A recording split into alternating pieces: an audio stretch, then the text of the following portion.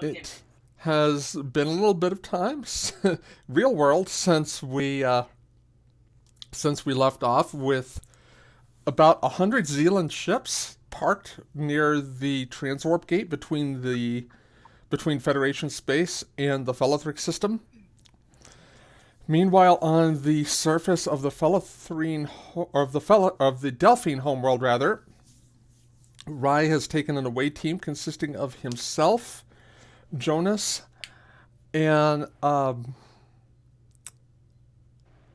Plakier, and the crew of the Dauntless has lost contact with them as their craft, the Level, was tractor beamed inside the facility. So we'll pick up on the bridge of the Dauntless. And what you all are seeing on sensors is just as quickly as these Zealand ships appeared and started surrounding the transwarp gateway, Bianca, they start warping out. Where are they going?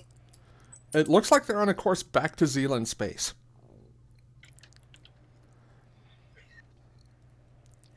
And Bianca's just gonna kind of look at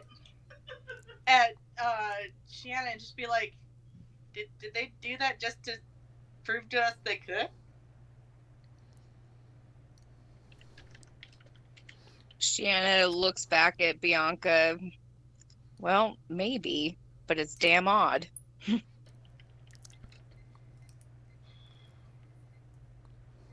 Okay, first thing I'm going to negotiate is a database exchange. Maybe we can figure out something about their psychology. And on that note, you are receiving a hailing frequency.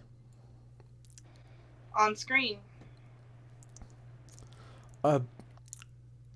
In Bianca, you're a little surprised because the face that you see on screen is not a Zealand face. It's very feline, in fact. Do I recognize the face? You do not.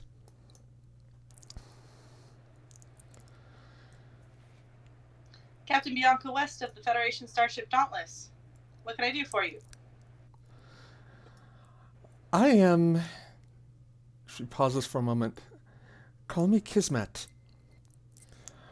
I am authorized to negotiate on behalf of the Zealand. If it is not too much trouble, Captain, I would like to come aboard and discuss changing the nature of the Zealand relationship with the Federation. Of course. Do be aware that our delegation has yet to arrive in the system. However, I can definitely open up negotiations in their stead. Yes, it is, I think, more pleasing that we get this chance to speak with you first in any event. Our interactions have primarily been with the Dauntless, after all.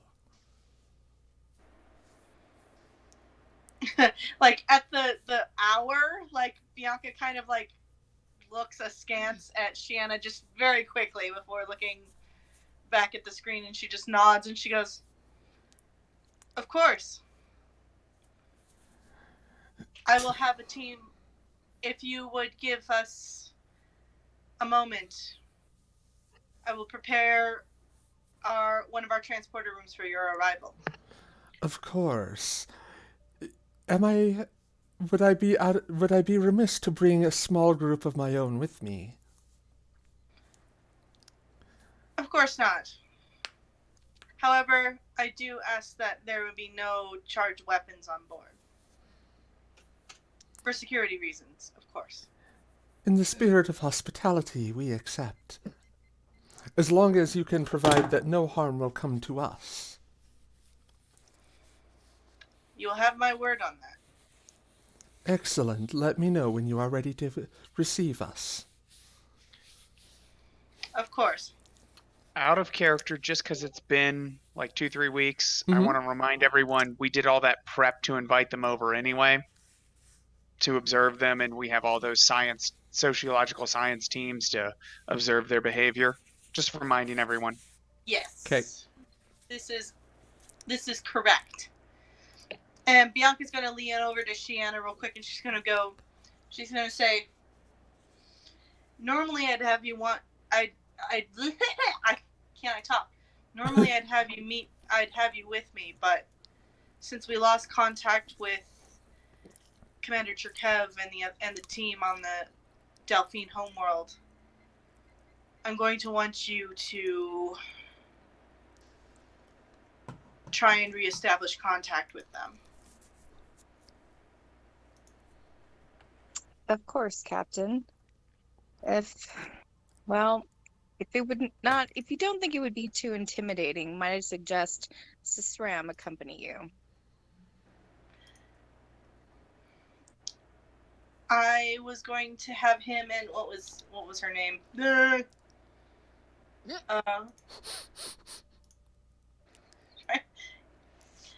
Catalea? Kasea?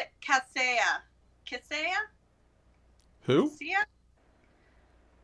The Riemann gal. Oh, Kiesia. Yeah. Kiesia. Okay. I think Kiesia, Sisram, and Dali would actually be the perfect welcoming committee. Well, I will feel better to have Sisram there if I can't be. Of course. I mean, we have a diplomatic reason to have him there. So, that covers my ass.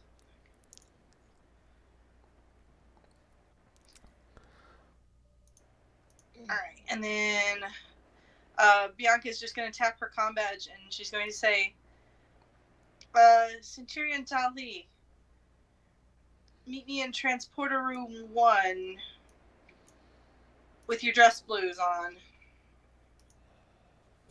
Do I even have dress blues?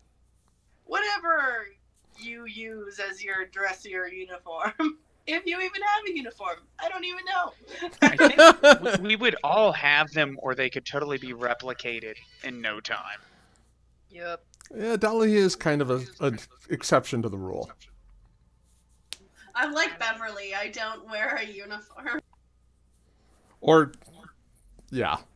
It's kind of a medical uniform, but Dolly is technically on loan from the Romulan Republic, so... But yeah, I will dress nice and join Bianca.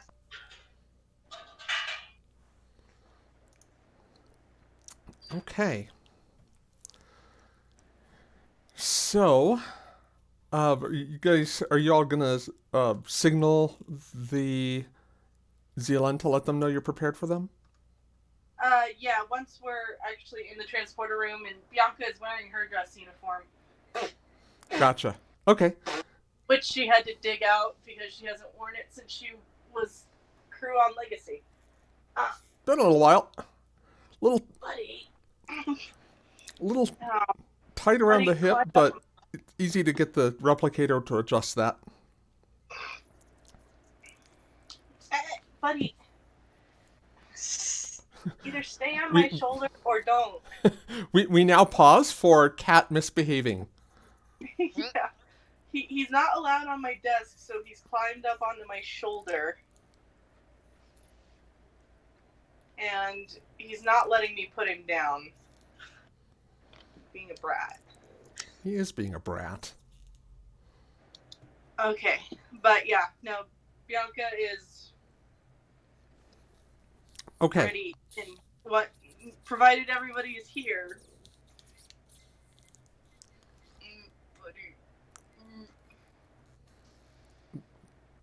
I think we'll go ahead and say everybody's there. We'll say it takes about 15-20 minutes to get everybody sorted. all told. Okay. And you let them know that they are okay to beam over. So,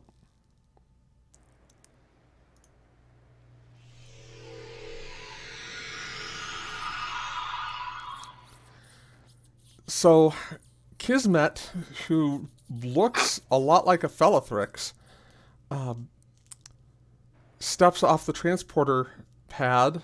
She's accompanied by 3 Zealand who look like they're carrying their own equivalent of Starfleet standard issue tricorders. And Scan they're party. they're kind of looking around as someone who is genuinely curious would do. Kismet meets your gaze and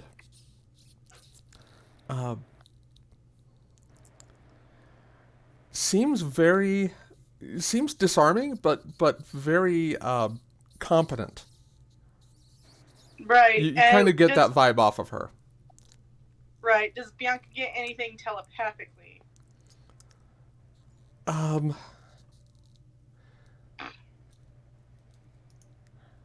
She's casually shielding her thoughts. You could probably gain something with a roll, but it would be a difficulty of 1. Okay. Like let's try. this is someone who keeps her cards kind of close to her vest, it seems. Right. I'm gonna kind of just like curiously like prod, but not like I'm gonna be invasive. Okay, so you're just kind of trying to read a little deeper than normal. Mm-hmm. All right. So let's do Insight Command. As I said, the difficulty is 1. Okay. While Bianca is doing that, in the picture, it looks like she has some sort of augment on her face. Yes, it does. She does have some sort of gear. You're not sure what its function is, but it appears to it appears to link along her skin to a device on the base of her skull. Oh, can I use my eye to do a bioscan on that shit? Yes. So we'll do Bianca's roll first. Kai. Okay, 3 successes. And so Bianca, you're picking up almost an amalgam. Actually, not almost. It is an amalgam. The Kismet is her own being, but you also sense another mind there. Like mind control? Not control. It's present, but not exerting influence. Gotcha. But someone else is pulling the strings a little bit there. Possibly, or possibly just watching. Right. Okay. Dauntless, let's have yours roll. This will be Reason Science. And your xenobiology focus will apply. Yeah, I'm going to say science here. Okay, reason science, and you said xenobiology, or I'm assuming nanotechnology of some kind. Yes, nanotechnology would also work. Your difficulty is going to be 1 as well. Okay, I will roll.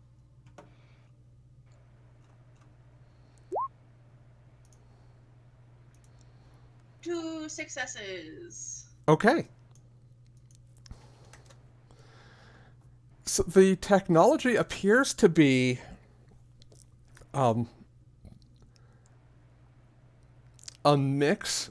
There's obviously some technological component to it, but there's an organic component to this implant as well. So it's cybernetic in a very true sense of the word. The implants seem to extend into Kismet's brain as well. Mm-hmm. Sort of like a neural interface kind of thing. Very much like a neural interface. Okay, that's basically what I was thinking. It does not look like it's designed to attach to anything in particular, though.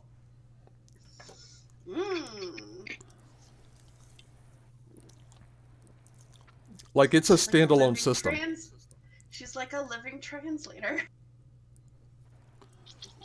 Oh, that's cool. Okay, that's just my thought at the moment. I'm not gonna say that out loud. Okay.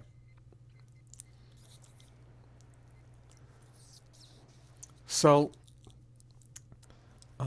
as the two of you are kind of doing this kind of gaining your bearings, so to speak, Kismet approaches you, Bianca, and says, "Captain, I believe it is your custom to ask for permission to come aboard." Permission is granted. Welcome And- aboard the USS Dauntless. Thank you. It is an impressive ship.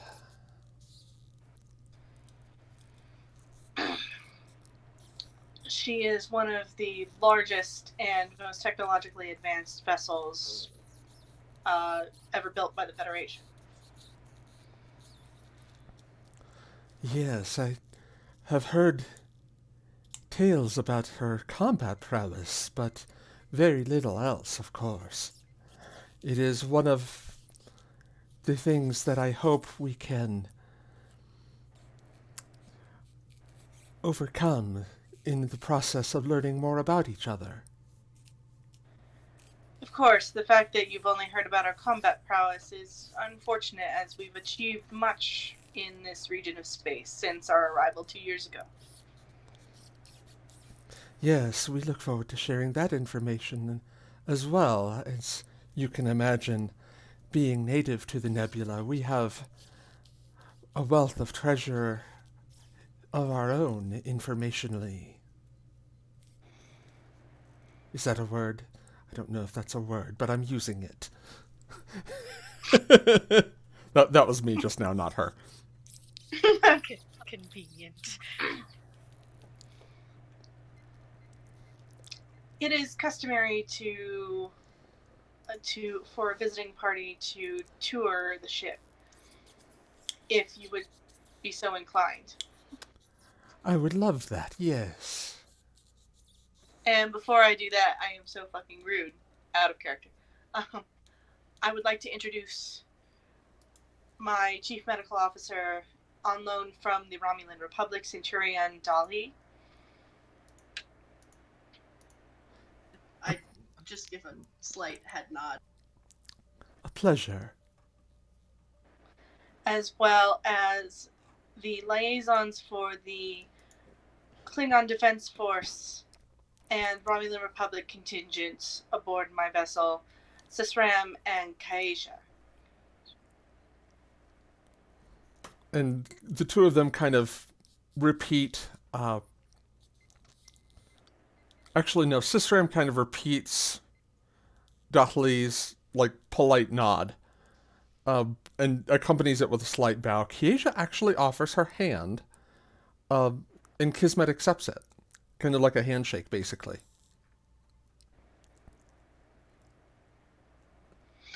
Also, in the interest of transparency, I would like you to know that myself and Kaisha are telepaths. I see. So you are able to read the thoughts and emotions of others. That is correct. I am a Betazoid, and Kaisha is Riemann.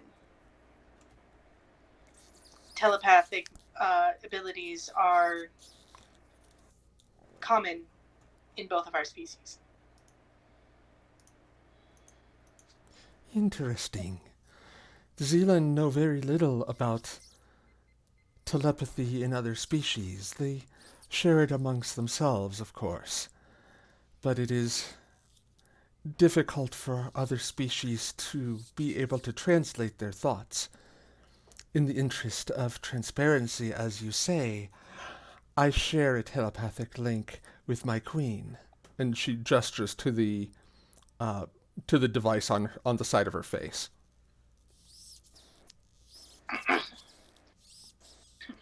Is it through a neural interface? Yes, it allows me to speak with her, and, as necessary, it allows her to speak through me. I assure you, though, you are speaking with Kismet right now, and if that should change, she or I will let you know.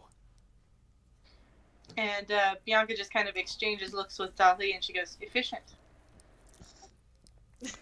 Dolly just does like the simple Borg eyebrow raise and like slight head. And Bianca begins to lead them out of the room, just kind of walking and talking. She goes, she's like, the closest thing we have been able to observe,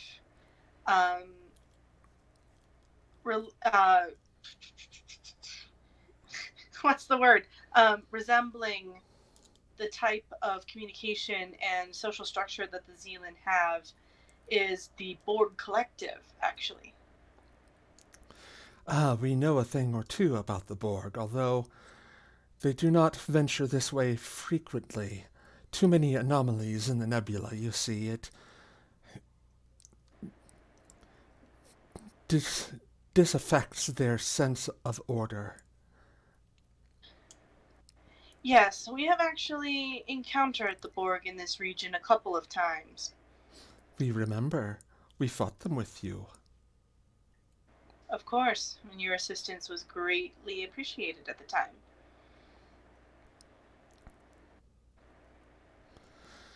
The Borg are zombies. They are an abomination. With due respect to your medical officer. I see you understand the origin of my medical officer. We recognize Borg implants, yes. Have any of your species experienced assimilation? There have doubtless been some who have been lost to the Borg, but we are not an easy species to assimilate. Nor, and again, no offense meant, necessary. Say that again? Nor, and no offense meant, necessary. None taken. We are happy that the Borg do not consider us necessary.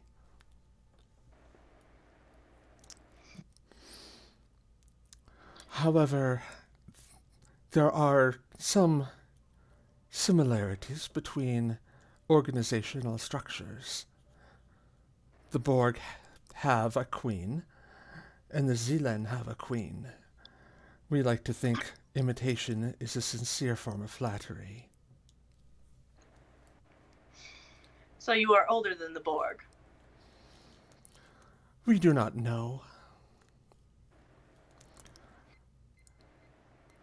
Our culture has developed over many thousands of years, but we do not know how old the Borg are. You may have more information on them than we. Of course, a database exchange can definitely be arranged, and everything that we know about the Borg we can give you. Excepting, of course, sensitive tactical data relating to engagements we have fought with the Borg for the security of the Federation, of course. Of course. But all unclassified information I can definitely share. What about classified summaries of Borg vulnerabilities? Something that would not, of course, reveal anything you would not wish us to know about Federation capabilities. That would be considered data we could share with our allies, yes.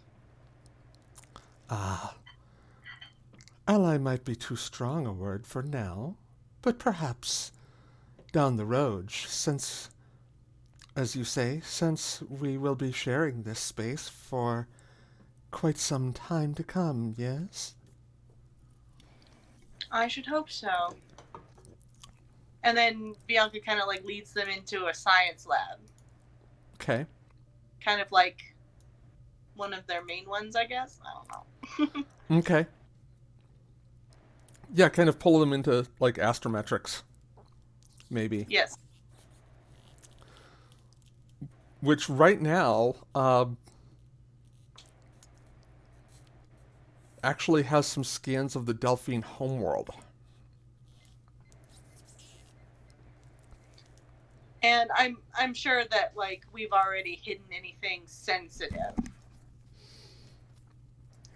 I would say as long as they know you're coming, then yes. Yeah, I mean it's kind of one of those like diplomatic protocol things. And if it's anything like, okay, so when I was back at Shriever, I'm just gonna like ramble a bit here.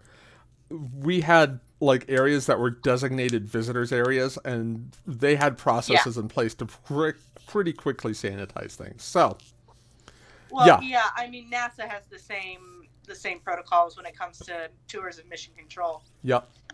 So yeah, sanitized scans like showing parts of the Delphine surface that are just like have a higher biodiversity than others, perhaps. Mm-hmm.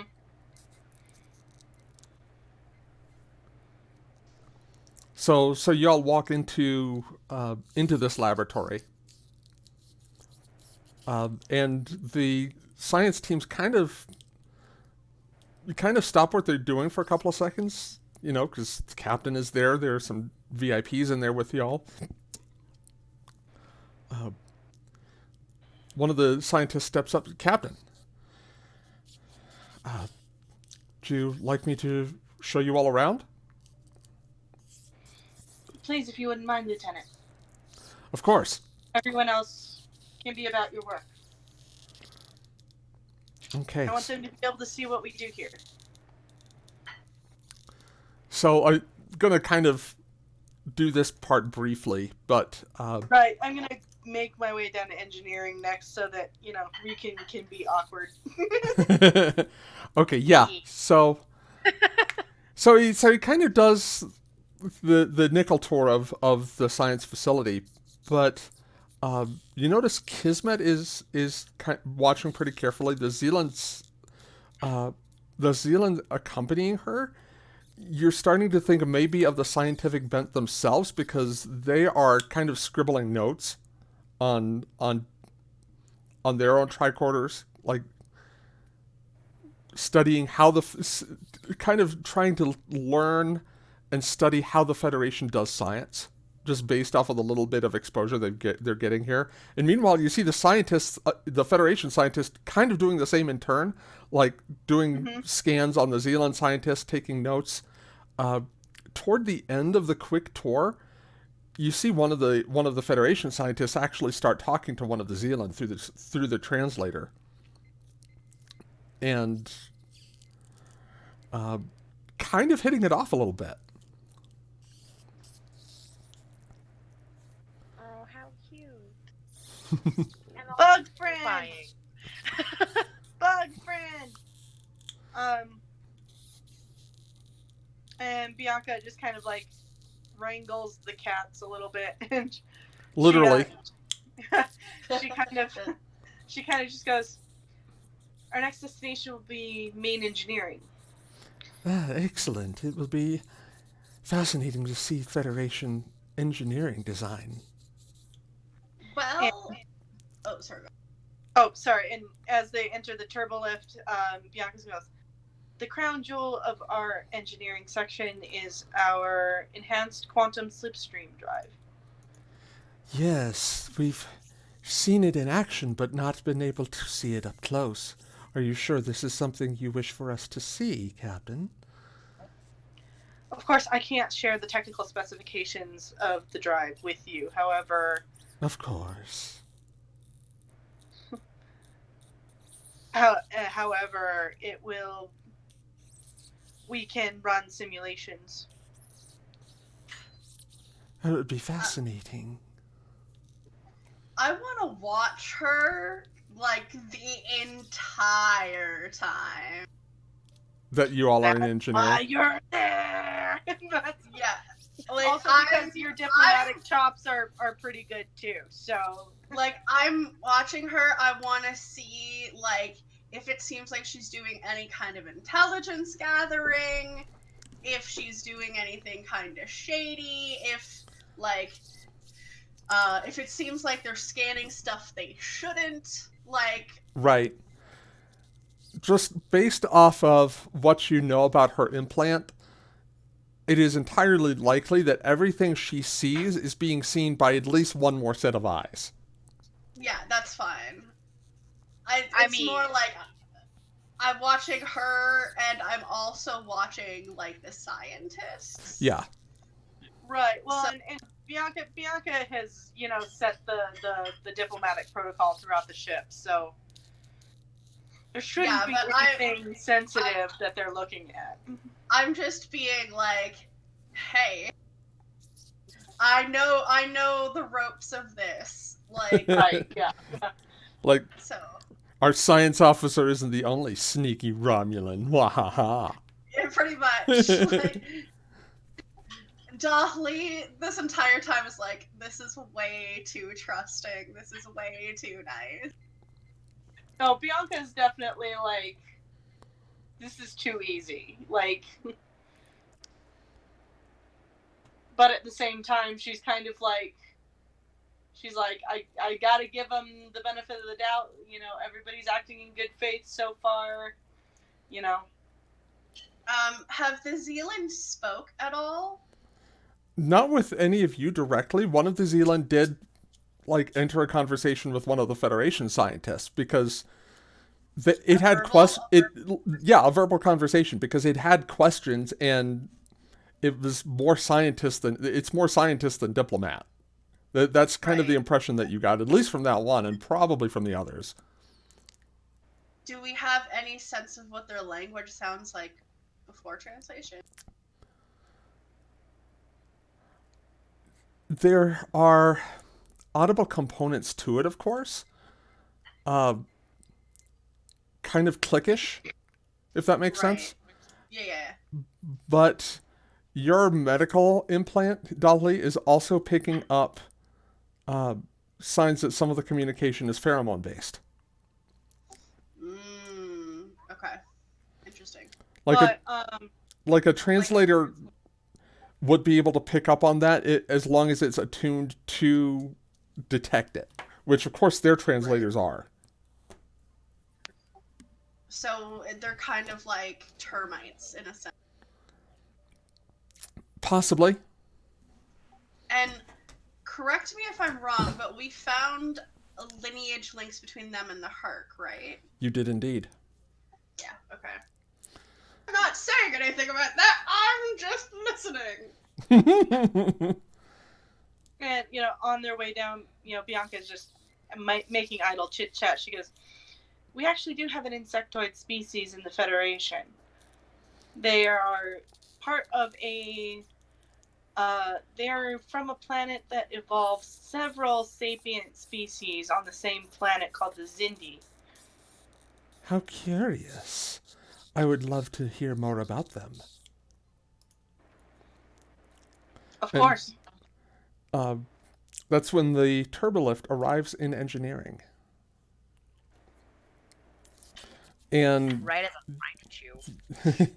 you all step out. Of course, Dauntless's engineering deck is closer to 3 decks, with its massive matter-antimatter warp core occupying the throne, for lack of a better word, being the center of attention.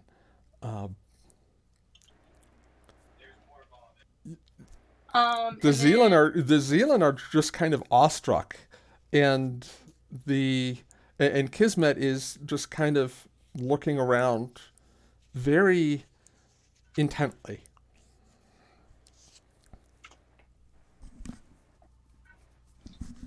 And I'm sure we come across Jezza. Yes, yeah, Jezza. You were forewarned about the diplomatic folks' the party's arrival. So I imagine you'd probably be at the turbolift doors, like waiting for them. Nix, I swear to fuck, cat. Sorry, he's eating a rose petal. Get down. I'm fine. And Babe, I heard you. I gave you a thumbs up like twice. Sorry. Bianca gestures to Jezza, and she goes, "This is Lieutenant Commander Jezza Ron. She is our chief engineer." Jezza just stands there like a deer in headlights. A pleasure. So this is Kismet. She is representing the Zealand. Wonderful. And Josiah, given as you're kind of technically inclined, the first thing you notice is like the implant on the side of Kismet's face. That would make sense, yes. And then this Philanoid just flashes a very disarming and charming smile and says, "Delighted."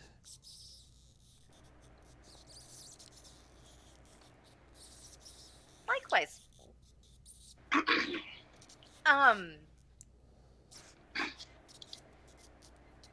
So this is our engineering deck. As you can see, we do engineering here. Yes, it is very engineering. Bianca is going to give Jezza a little bit of a telepathic, like, atta girl, like, boost. And It is very engineering, yes. Yeah, the captain is like, "You got this. You got this." Jess is like, I don't know if I got this. But Well, I actually want to use my telepathy to kind of, like, soothe her thoughts a little bit. Okay.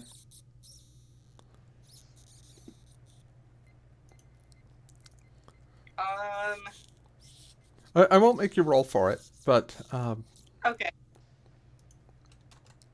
Just kind of project some of my composure onto Jezza. okay. fair.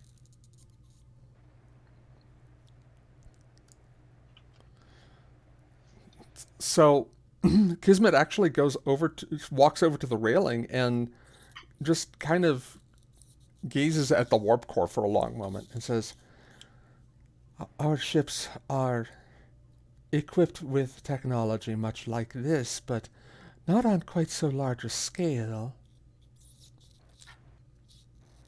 Yes, it's quite advanced. But we're very proud of her and keep her in tip-top shape. Dauntless, the ships of the Odyssey class are meant to be command ships and long-range exploration platforms. Ah, you have more of a diversity in your ship building design. We have noticed this. It is something we are endeavoring to replicate. We see the wisdom in it. Yes, we have noticed that your ship design has changed of late. Indeed. We did not know about this shield technology that Federation ships seemed to possess. It is new to us, but we are learning it quickly. We've been able to see that as well. Unfortunately, your armor technology is quite unique. It's been difficult to adapt it to our ship's capabilities because there are sections of the nebula where our shields are not operable. Yes, our hull plating is what you might call proprietary technology. It is, well, Let us just say I should not say too much more about it. We both have our secrets, yes. Of course, we actually notice it's a lot like spider silk. In what way? We are not familiar with spiders. They are. You get the impression when she says that Zealand-sized spiders would be a nightmare for them. Right. They are arachnids that originate from one of the core worlds of the Federation. And they spin webs in order to trap their prey. And while the material is very light and silky, it is remarkably strong. It has remarkable tensile strength. Ah, we see. Well, if you know that much about the hull plating, then you know it is organic. One cannot simply... We actually acquired a piece of Zealand hull plating on one of our scientific exploits. Ah, that is unfortunate, because it means that one of our ships was lost. Still, salvage is salvage, is it not, Captain? It gave my scientists something to munch on for a while. Yes, it is good to keep your scientists preoccupied. Keeps them from getting into too much trouble, she says, kind of leaning in at that last bit and kind of almost making eye contact with one of the other members of her team. Don't I know it? But, yeah, I'll just kind of let Jezza, walk them around and, kind of show them some things. Oh, when Doesn't have to be, look at role her play again, out or go, anything. show. Be When like, she's asked to show them around, she just, freezes again. Like, shit. I was looking for an out, damn it! Yeah, so you turn to Jezza, who is in the middle of doing a level 5 diagnostic on the main deflector, which, Jezza, you're like, I know this is busy work, but maybe they won't know it? Maybe, just maybe, I'll be safe. I have very no, that ain't getting past Bianca. Damn it. Telepathic captain. Can't live with him. Fuck. Can't airlock them. Since yeah, her telepathy, Bianca has been a menace. Yay. So yeah, I'll show them around, but Jezza's still doing the so this is where we run diagnostics, and over there is not important, don't look over there. And over there the entire time. And the not important corner, if Bianca is interested in looking, is where Jezza has put up this weird mood board almost. Like a Pinterest board? like a Pinterest board. Just in one corner. Like an inspirational peg board. Yes! There's a picture of Scotty on there for some reason. You won't talk to anyone about it. There's just some random calculations that she's Scotty as a pinup girl. Scotty as a pinup girl. Just buried. You would have to look for it, but buried. It honestly surprises you a little, but when you say not important, don't look over there, Kismet, no shit, doesn't look over there. Seems very respectful and very willing to accede to I just got told not to look at something. It's probably something they don't want us to know about. Fantastic. Now they think we have secret technology, and Jezza's just cover my ass. You don't see a rock collection over there. It's fine. You don't see my Pinterest board. Look away. It's really okay. Meanwhile, at another console, even though their Kolinar training should be working, Tasella's laughing maniacally. It's the Delton side. It's the Delton side that just kicked in and is like, oh, this is perfect.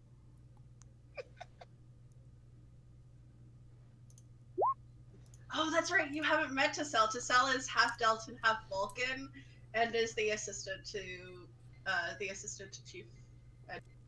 Chief engineer, yeah, and the assistant chief engineer. I logically touch and fuck everyone I know because that's how you say hello. Yep, basically. I mean, That's for what Vulcans, Deltans do. and well, I mean, for Vulcans, touching basically is very intimate to begin with. So, yeah, just gonna throw that out there. She just walks up and boops people in the nose like, we know each other now. Walks off. Jezza's probably friends with her at this point. Then. Yeah, oh yeah. Yeah, we'll have to talk about that at some point. Like, you know, it's chill.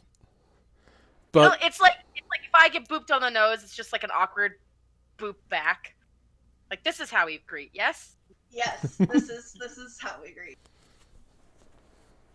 Also, Tassel is probably weirdly uncomfortable because last time she dealt with bugs, it was not a good situation. Oh, no, the it last was time she not, dealt with no. bugs, it was Drantzuli on, yeah. It was Perk, yeah. Yeah, Cecile mega failed that gut check.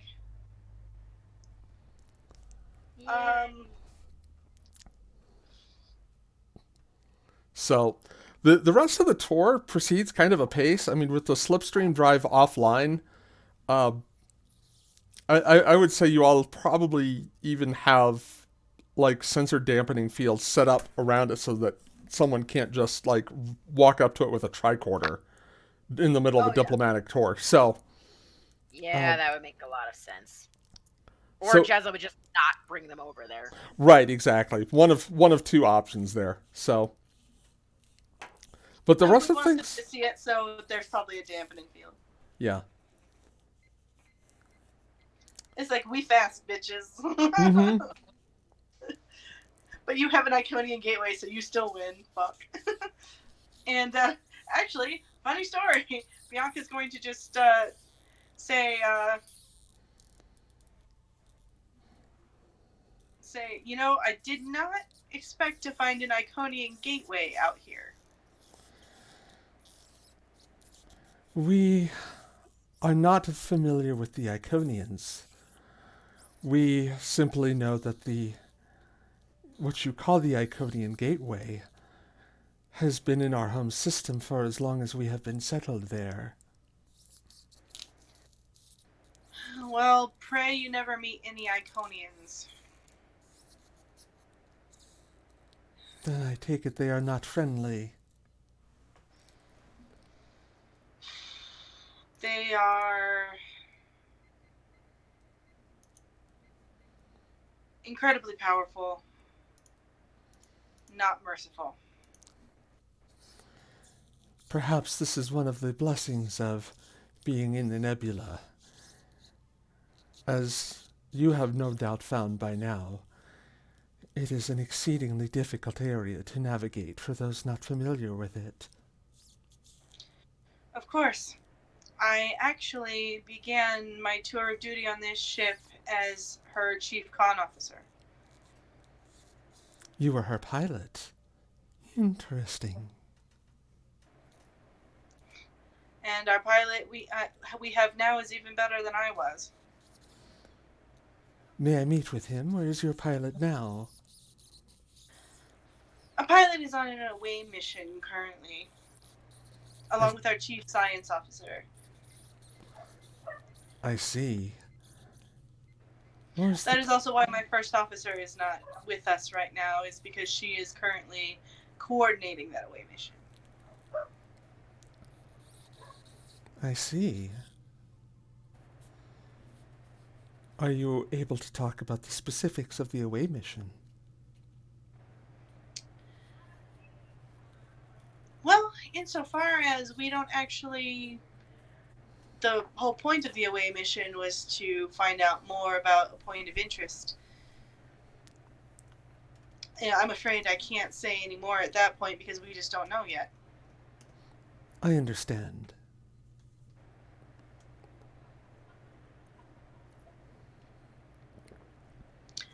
But the but in the interest of, as humans would say, greasing the wheels, I would like to invite your contingent to dinner in my personal mess aboard the Dauntless this evening. If that would be Excellent. acceptable. That would be ideal. I will prepare for you a list of substances that will meet Zealand nutritional needs. Of course. And if you want me to pull out all the stops, I can. That is not necessary. You may use your own discretion. Of course. I just wouldn't want you to be modest on our account. Naturally.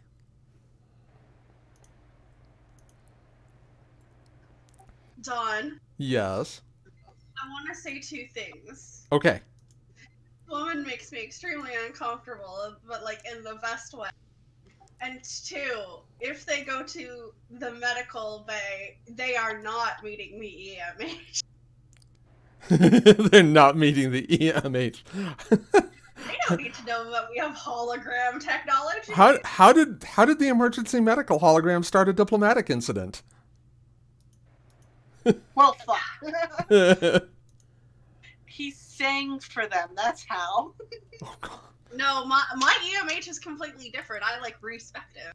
Well, yeah, that's true, but I'm making a Voyager quip. He was not good at that. Yeah, probably by design. I'm a hologram, not an entertainer. Also because I still don't trust the EMH after the leak. That makes a lot of sense. Is the medbay someplace that you would take them on the tour, Bianca? Yeah, why not? Why the hell not? Okay.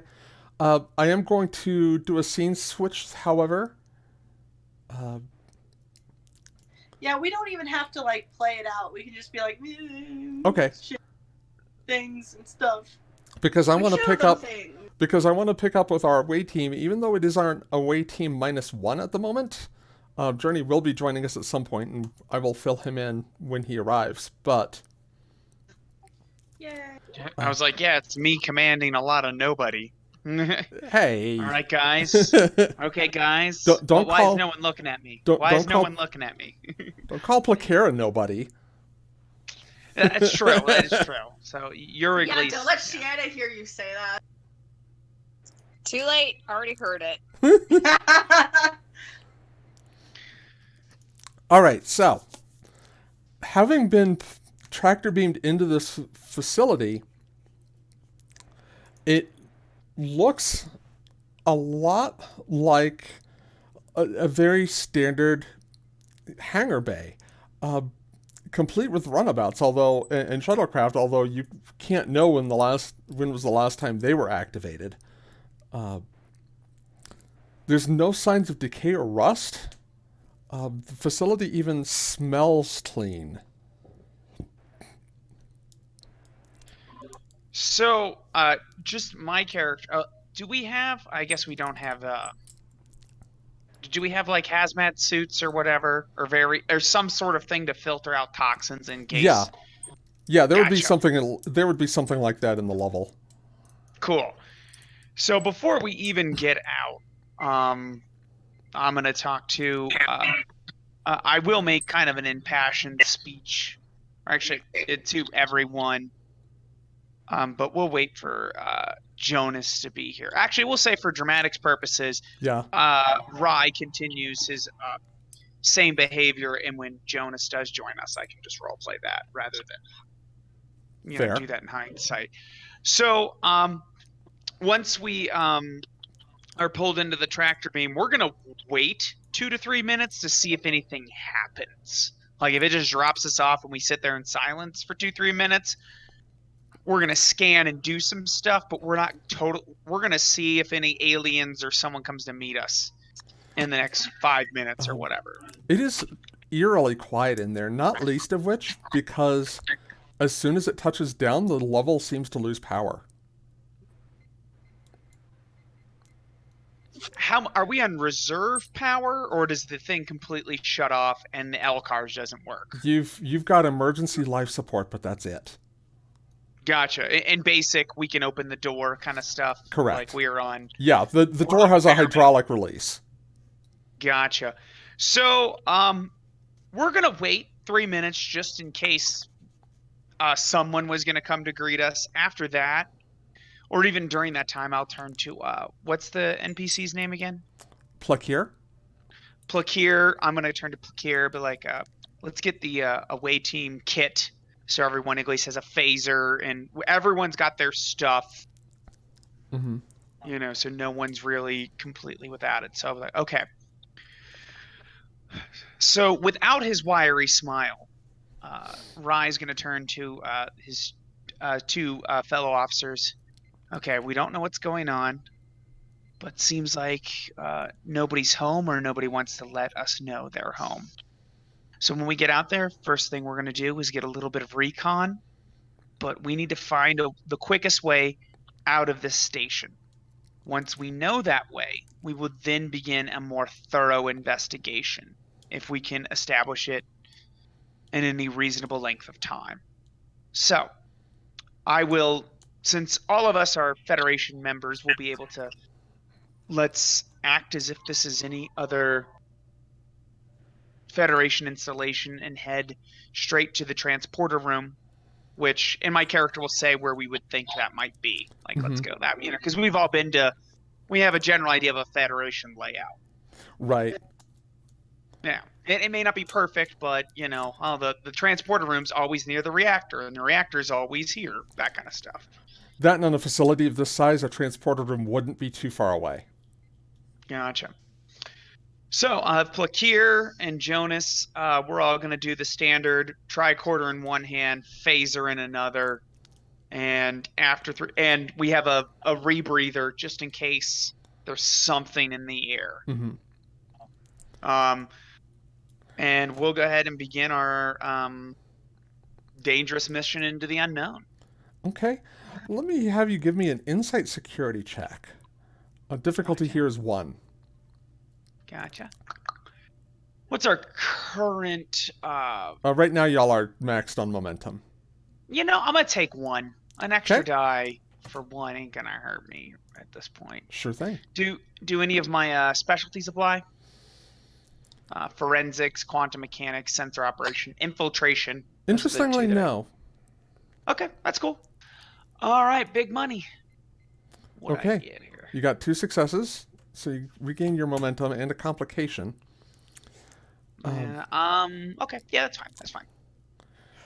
You're looking down at the readout on your phaser. You've got enough juice in the battery for 1, maybe 2 shots. It looks like whatever dampening field has affected the level has also affected your personal weapons. Not quite to the same extent, but pretty close. So I'm gonna turn and ask the crew honestly, like who's a good shot and who's terrible. Like just straight up, like I mean, you know, what was your score at your last phaser, you know, time at the phaser thing? I.e., whoever has the least score is gonna just put their phaser away. Jonas right is now. like, don't look at me. Gotcha. Well, I'm gonna say Jonas. I'm gonna tell him don't fire unless he has to. Let me and Plakir handle it. Yeah. Because it'd be daring and control security. Or control? Okay. Give me a second because I have to find all my NPCs. That's fine. Oh, I put it under the Dauntless crew. Okay, there we go. Plakir says, I'm a scientist, not a security guard. All right, Plakir. Just keep your weapon ready, but don't fire unless you have to. Goes without saying, but all right. And Plakir just rolls her eyes at you. Sorry. All right. So after Pakir is done rolling their eyes, I'll kind of give them the look like, okay, we want to save as many shots as we can. So, does the station have power? The station does have power. Gotcha. So it's just our stuff that seems to be affected, not theirs. Right. All right. So I will, we're going to move as tactically as we possibly can, from shuttlecraft to shuttlecraft, heading to the, door. But on the way, I'm hoping there'll be somewhat of an L-car access along the way to see what kind of basic information we can pick up. There is an Alcar's access point, or something resembling an Alcar's access point, on the kind of in the entryway to this landing area. So, and it looks like it's active. Cool. I'm gonna have then I will have I'll tell Jonas to cover us. Since Jonas isn't here to make the actual roll, Jonas will quote unquote cover us while me and Plakir access the station. So my hope is he assists me in the let's get some general info. Okay. All right, so you're looking for some basic information on the Alcar's display. You are Yeah. able to pull up a diagram of the facility layout. Cool. Is my pad functioning that I always have with me? Your paths and tricorders seem to be functioning, yes. Gotcha. I'm gonna download the whatever basic schematic to my pad. Okay. Like just a general idea. I'm not gonna try to get too much detail or that. I'm not hacking it. I just want, hey, I'm lost kind of thing. And that's kind of what you get. It's very generalized in the information that it offers. Cool. All right. Yeah, it's the mall layout. We know where we know where the gap is. There's Cool. There's a flashing plumb bob that says you are here. Exactly. I'm just looking for a general idea. Cool. After that, we're going to see what information we can get out, just general status of the station, if there's any danger, any sort of very important information that we need to know, such as if there's a reactor leak or whatever. Given how old this facility must be, it's kind of surprising how functional it is, to be honest. There are some areas that are locked down. Engineering section in particular, everything from there on down is locked out. Does it state a reason does it say reactor leak or why aren't we allowed there? Security level access 3 or higher required. Gotcha. Okay. All right. That sounds good. I guess if you would like, we'll make a roll to see if there's any other basic information we can get right now. But if not, I'm satisfied. But then again, I'm not a former Talshiar operative, so I don't know what I should be looking for. So if you feel like I've hit the point, we can skip the roll. But without trying to dive deep into this computer system, it doesn't look like you're going to get much more detail than this. Gotcha. The basic thing I'm going to ask the computer right now is essentially how many people are on the ship and what's the status of the crew. Because if there's 5 million life forms on this ship and it says there's no crew, we're going to be a lot more worried than we would be. Yeah. Working. So, yeah. 0 crew present aboard the station. 3 life signs detected. Okie dokie. I will ask just for the purposes of information later, who is the commanding officer? Computer, who is the commanding officer of this station? Or who was the commanding officer of the station?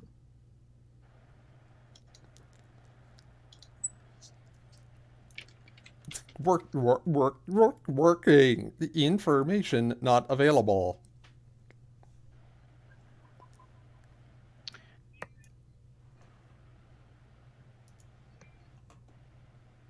Okay, so I will turn to the crew. I will turn to Jonas and Plakir. Like, okay, let's head to transporter. Let's head to transporter control and see what we can determine there. After that, let's work our way to communications. Did we lose contact with the ship? Yes. Gotcha. After that, let's work our way to communications. If we cannot discover anything there, let's head to the bridge and see what we can do. So the first stop was what again? I'm sorry. Transporter control. Gotcha. Yeah. My primary goal is a way off the station in case we need it. And then failing that, we'll want to establish communication with the ship.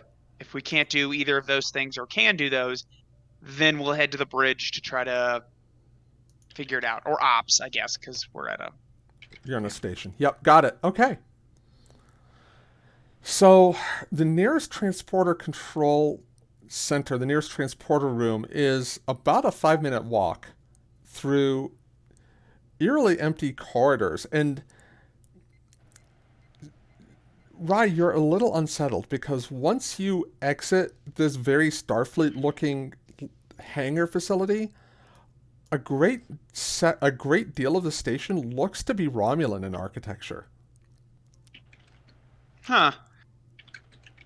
So as soon as we get out there, I will alert Plakir and Jonas. Like, okay, this is. Does it obviously look Romulan? Like, are all the displays green, or is it just enough to unnerve us? Which is the way? There are some Elcar's panels that look like Federation, that look similar to Federation standard. Other panels that are in Romulan green. The architecture itself is Romulan.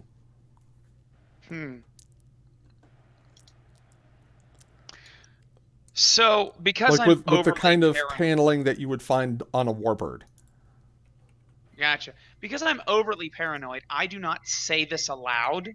I'm going to type this on my pad and hand it to Jonas and Plakir so that they're aware of this information. I don't say it aloud because now I'm super paranoid. Well, and Plakir nods because she noticed this as well. Cool. Yeah, and Kate, since there's not really a whole lot of a role for Shiana to play at the moment, if you want to kind of step in as Plakir, I am more than okay with that.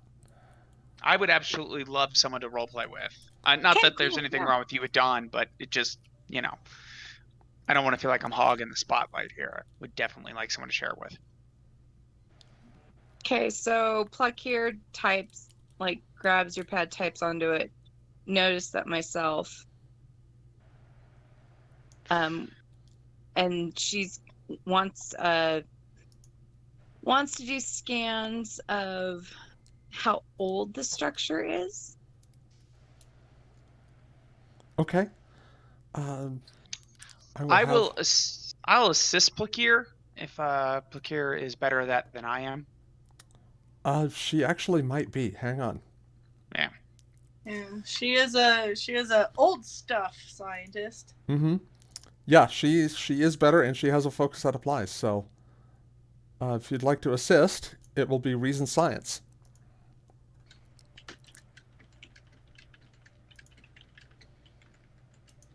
Just in case, because it may come up, would Romulan Star Empire history help me?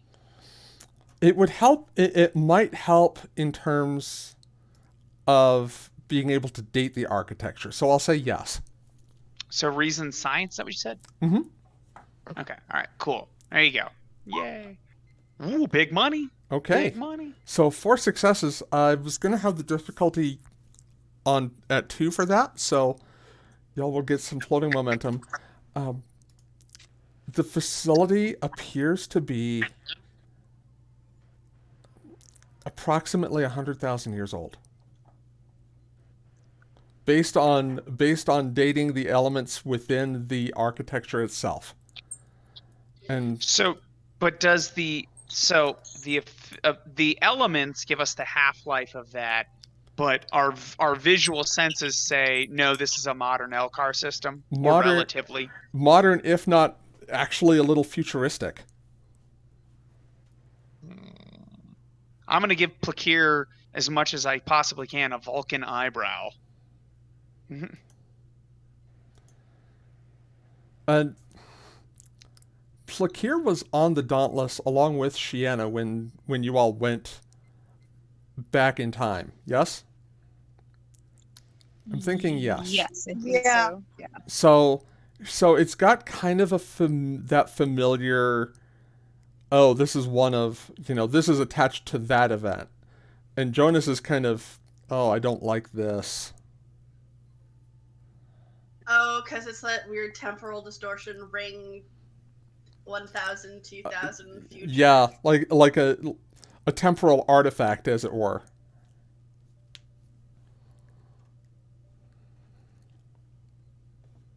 So Blackhair says that this seems to be connected somehow to the ring. I see. Either way, our first priority should be establishing a way out, if we can. Yes. A way out and or contact with the Dauntless. I agree. Let's see if transporter control is where we expect it to be. Would you expect any variances based on what the architecture is now? I will say, Plakir, let's split the difference. I would expect a transporter room, and I indicate some directions, but if I was on the Dauntless, I would expect the transporter room to be down there. So let's take the third corridor and try the first door on the left. Blackhair nods. All right, let's find ourselves a transporter that works. I agree. All So we'll right. nod to Jonas to, especially since Jonas is the NPC right now, Jonas is going to cover us. Yeah, Not that we're not ready, or I'm not ready, but yeah. yeah. You're kind of still cautious about this whole place. And there is something about it that sets you ill at ease. Uh, like it is entirely too quiet. Because you're noticing not just the fact that there's no one here, but most of the noises that you would expect on a station, the background noise, uh, the panels, just things indicative of a station in a normal operating capacity, you're not hearing. Okay, so And again, question it's a about very that. stale, not even stale, but sterile smell. Yes, So what's your about question? the lack of noise, is that because there's a lack of like electronic or power like things like behind everything, or do we think that there's like somehow things are dampened by being underwater? It's probably a combination. A large part of it is the fact that there's simply no one here. So some systems like life support don't have to work nearly as hard. Other computer systems, power systems, that sort of thing, also probably don't have to work nearly as hard because the station isn't doing as much as it would with a full crew. Some of it is probably also attributable to the fact that the entire thing is underwater. But even with Well, that, you would be expecting like some of the noises that you heard on Dauntless when she went underwater, and you're not hearing that either.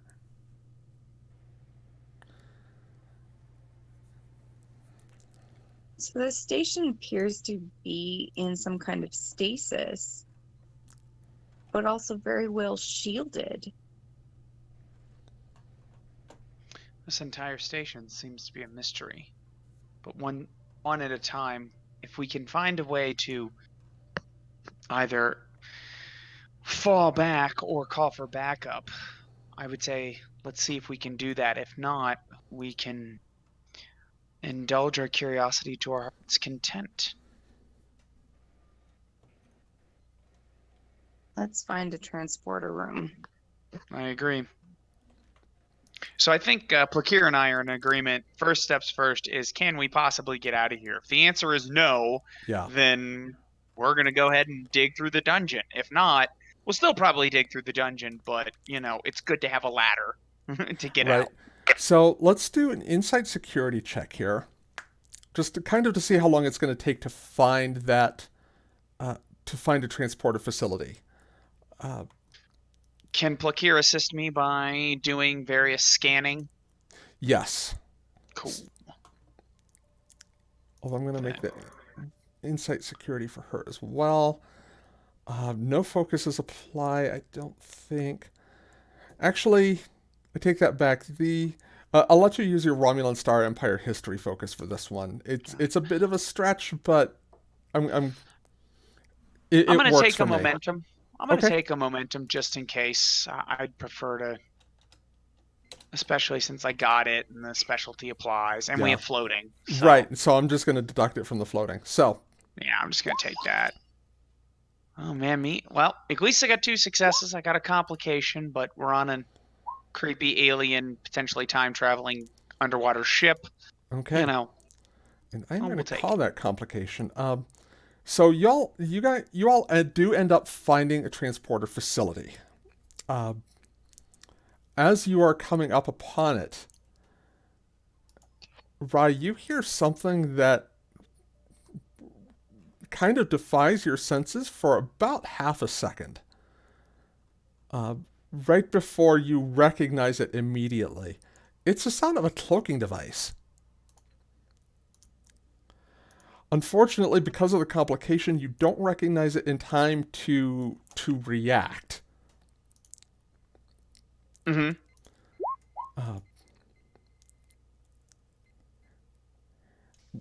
Two automated turrets decloak in front of the entrance to this transporter room. Nice. One of them kind of just shoots wild. The other one misses, but that second shot was a lot closer. The three of you kind of just duck into cover as we go into rounds. Sounds good. So I will go ahead and let the party take the first action. The complication was that the turrets got to activate first. There are 2 of them.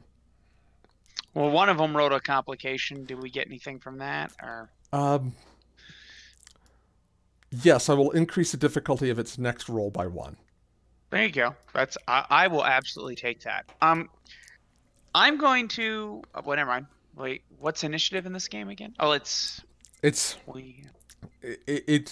we alternate, but you get to choose who goes first. Being the highest ranking person on the player's side. It's control plus security. I'm rolling 15. Is anyone else? Is Plakir? No, you're rolling higher than anyone else in the group. Gotcha. All right. So what I'm gonna try to do, I guess I'll take a shot. I'm just gonna take a shot right now, and we'll see what happens. Okay. Or anything else. I will absolutely take a point of momentum because we're in combat right now. Yep. Before I go any further, with Dara, danger, just martial arts, students of war. Gotcha. Okay, yeah, that's fine. That's Okay. fine. And I'm gonna have well, never mind. We'll do that. We'll just get that. So I'm gonna just go ahead and roll. Okay. Big money. Bam. I don't 3 think we can hope successes. for too much better. Yeah. All right. So you feel free. That's a kick-ass science officer roll right there. Yep. Go ahead and roll your phaser damage. All right. So is that challenge dice? And I type in the number here. If you scroll down to weapons, you'll see phaser type 1. And there's a Starfleet symbol next to it. I don't think I. Oh, here it is. Here it is. Here it is. Weapons, phaser type 1. Click that. Boom. All right. 7, and I don't think I gave this turret's resistance. So that turret is out of the fight. There we go. You All right. hit it. Yeah. You hit it with the phaser shot, and the turret just kind of drops and For inactivates. narrative purposes, just because this is the first time my character's been in combat, and while we meta know that I'm a former Tal Shiar operative, I hit it in the exact spot. Like I Yeah, just with 3 don't successes. waste a shot. Just like it doesn't do a lot of damage. I just sever that one wire that just drops it out of the fight. A surgical strike. Yeah, exactly. Thank you. Yep. Okay. Do we want to keep the momentum, Plakir? Yeah, Or I think Blicker takes another takes Takes a shot at the other turret. Okay. Yeah, let's keep the momentum then. If no one has a problem with that. But with the comment about how this would be so much easier with a bigger weapon. Okay, so let's see, or grenade. So Plakir will take a shot with her disruptor pistol. Shoots wide. So, yeah, she was not expecting to have to fire this thing. Caught a little bit off guard, perhaps. And again, she's not a traditional Klingon honor battle-seeking. She finds her honor in other ways. So, combat is more Shiana's thing, which is one of the things she appreciates about Shiana. The turret, meanwhile... Yeah, so Plakir says something to that effect. Shiana's a lot better at this than I am. Okay, so 1-2 is going to be Rye, 3-4 will be Plakir, 5-6 will be Jonas. Alright. So, the automated turret has no emotional attachments of any sort. Its targeting algorithm notices that one of the party has not fired yet. It will take a shot at him. Why? And, Why are you like this? And does not land a hit. All of you are kind of ducked behind walls, and it hits the corner kind of a couple of feet behind Jonas's head, but Jonas had ducked just in time to avoid it. He will take a shot back.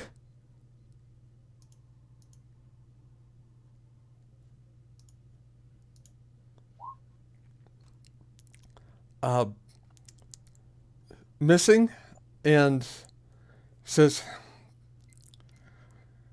"My battery's dry."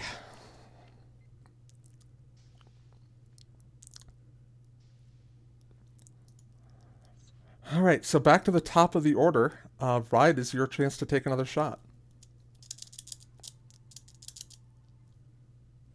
All right, so is it possible here to have Plakir or potentially Jonas assist me? My narrative idea for Jonas, since he's out, is that he's going to be like, "Hey, over here, draw its fire while I take a shot," or something like that. Why? What has Jonas ever done to you? You're proposing using another character as a decoy. So what I'm saying is, mechanically, whatever his bluff check would be the addition to my roll, so that I hopefully can hit it. Not necessarily so it takes the hit. His bluff check will be throwing the phaser, because that won't put him in danger. If it's utterly useless at that point in time, cool. Like, I'm just saying, I don't care if it's Plakir or someone else who assists me. It sounds like I'm the best person for the job, and I like more dice. So narratively, I'm going to say, like, in the scene, I'm going to be like, we only have a couple of shots to make it. I need the best shot I can get. And I'm going to kind of turn to the two of them, and narratively, if any of them say, I have an idea, I'm going to go for it, because I think I'm a good shot, and any idea they have helps me. But this will not help with your aim. It will help the difficulty of this automated turret to return fire on its next turn, provided you don't hit it. I mean, you know what? I am all about increasing their chances of not getting shot. That sounds great too. Okay. Like, whichever. I'm trying to, yeah, however we want to get it done. All right. So I will spend a, just because, you know what? So no one's been hit yet, right? Correct. Okay, cool. How many These shots do I have left? turrets are Like, more look, like the turrets are more of a suppression system that is designed to pin people down while security teams flank them. But without security teams, they're only so useful. all right, you know what? I'm gonna save my determination then. I'll spend a point of momentum to give myself an extra dice. Okay. I have no focuses that apply right now. Just Yeah, we're just gonna take a straight shot right control now. security. Go ahead. Yeah. Big money, no whammy, no whammy. Oh, did I not click the button? Click it, go. Okay, 2 successes and a complication. You do hit it. What is it with the complications? Yes. Oh, it finally does. So I do hit it? Yes. Cool. All right. So Sorry, I clicked it twice here. you can spend momentum to reroll any number of damage dice. I do want to remind you. You know, we're gonna do that Okay. just because I hit it and I really don't want to. Yeah. So how do I re-roll those dice? Go up to the challenge dice option on your character box and enter And a re-roll number. 4? Yeah. You'll want to hit 4 and Gotcha. then hit enter because otherwise it does that. All right. So roll in 4 and then hit enter. Is that what you said? Yeah. And then hit the challenge dice icon. My There you bad. go. Sorry about that. Okay. So 6 damage is enough to take the turret out of commission. So basically, Rye replicates the shot he made on the first.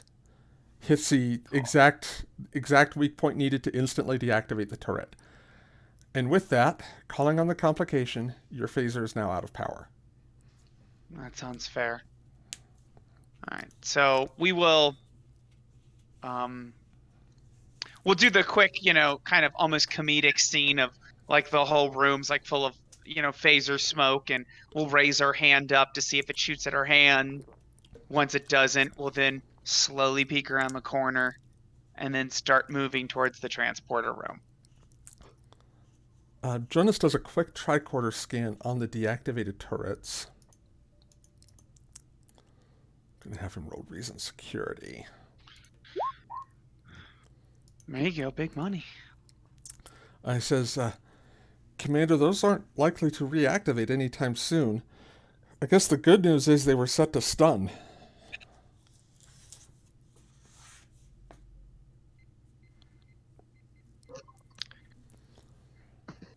Jonas, how good you are at field stripping things? You think these might have had independent power sources? I'm thinking the more cords you can pull out of that thing, the less likely of them causing any more trouble. And if we have to hotwire something, we have some EPS conduits. Well, I'll see what I can yank out. All right. He says. So it'll take a couple of minutes. Well, we're not going to leave him Question. alone. We're Right. not going to leave him alone. I'm not doing that. A question from Plekir, or it's a question of character knowledge, I guess. Yeah.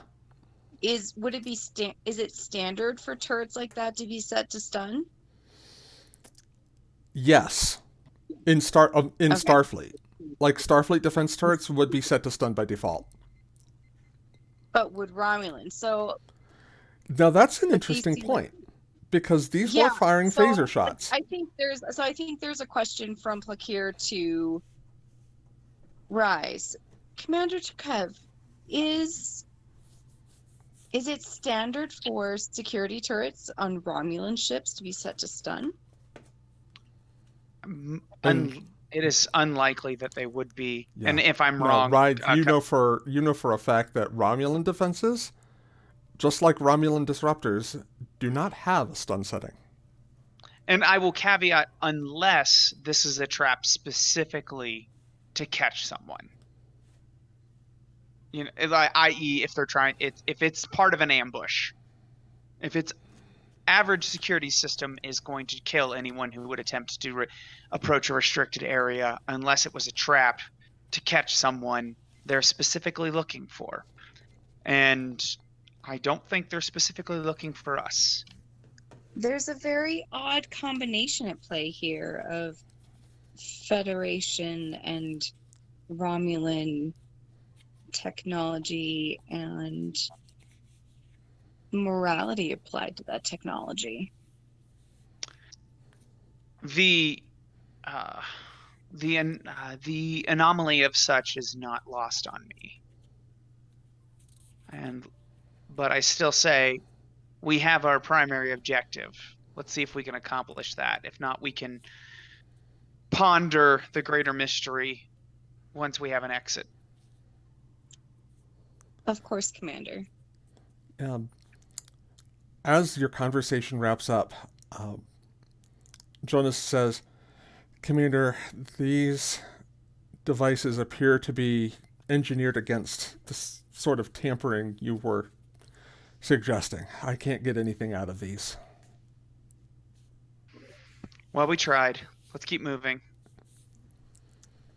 Okay, so I'm going to do a scene switch here. Sounds good. And I'm going to put us back on the bridge of the Dauntless. Let's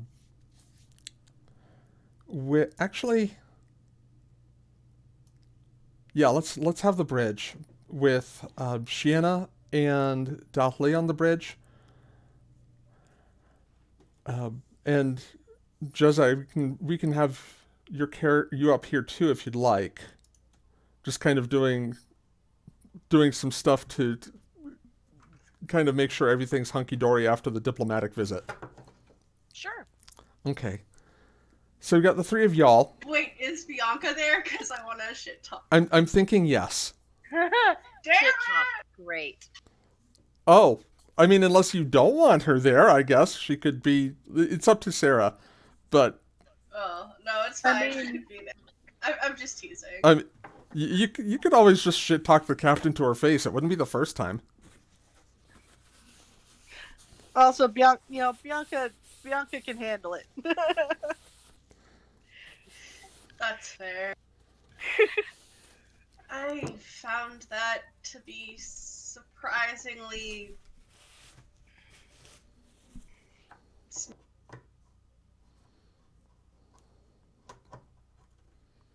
Surprisingly smooth. Easy? Yeah. nuts.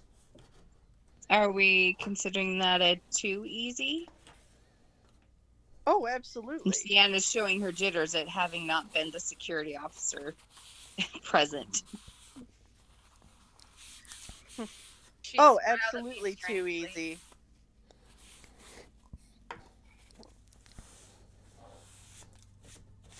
It was definitely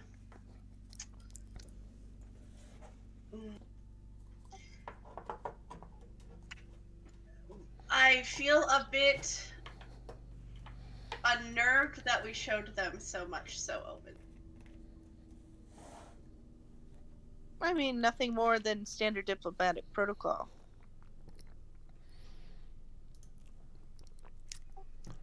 They would have been able to figure out what the inside of the ship looked like without us showing them. I suppose, however, giving them or even acknowledging presence of shield technology, the quantum slipstream drive. They know and we have it. They've seen us use it. You showed them where they were on the ship. You Again, pointed nothing that vital scans part. wouldn't have turned up. We aren't aware of how advanced their scanning technology is. I was will under the say- impression that, out of character, that if you scanned a ship, you could pinpoint exactly where, like, their power is coming from and That where their is shields are being generated. And essentially the function of scan for weakness, which they have done on Dauntless. Yeah. So Yeah. they Oh, okay. they don't know the Dauntless, like they don't know the entire the entire deck layout, but they know where engineering is. They know where sensor control okay, is. okay. Then I feel a little bit. Okay, that's fair. No, Mhm. well, and this is also like, like this is the kind of the we're not sure. Like they got the version of the tour that is we're not sure about you yet. They definitely got that version of the tour. It's we want to show that we're starting off in good faith, but we don't really trust you yet tour. That does strike me though as absolutely a concern that Dottley would have. Although there are probably weaknesses that the Dauntless has that Dali knows about that no one else on the crew does because Dottley assimilated parts of the ship. I'm gonna be telling the security team about those, by the way. Don't worry, I have a not a manifesto. I have a report that I'm working on. Furthermore, Captain, you may not have thought much of it at the moment. However, the casual exchange of information on how to critically injure and terminate Borg? I was not aware that we were sharing that information. You mentioned that tactical information would be shared. Is hear that, or was that not a thing that Bianca totally said? It is something that Kismet definitely asked for. Tactical information, yes. Okay, so it was more something Kismet asked for, and Bianca kind of went, "Sure, but sure, maybe, possibly, okay. We'll see." Look over here at the shiny, and don't pay attention to what I just agreed to do. Basically, I just feel. Also, I must remind you that the collective in this universe is different from Unimatrix 652 in many key ways. I would be curious to see how many differences there were. In Dahli, the familiar voice of your own family in your mind. We will adapt.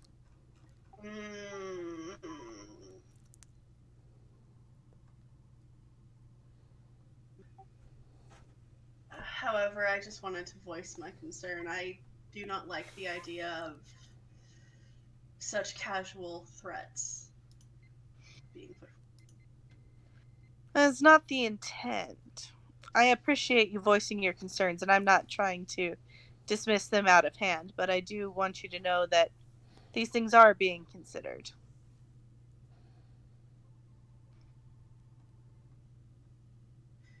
Did you forget or simply not choose to mention due to various reasons that the Herc and the Zealand share common ancestry?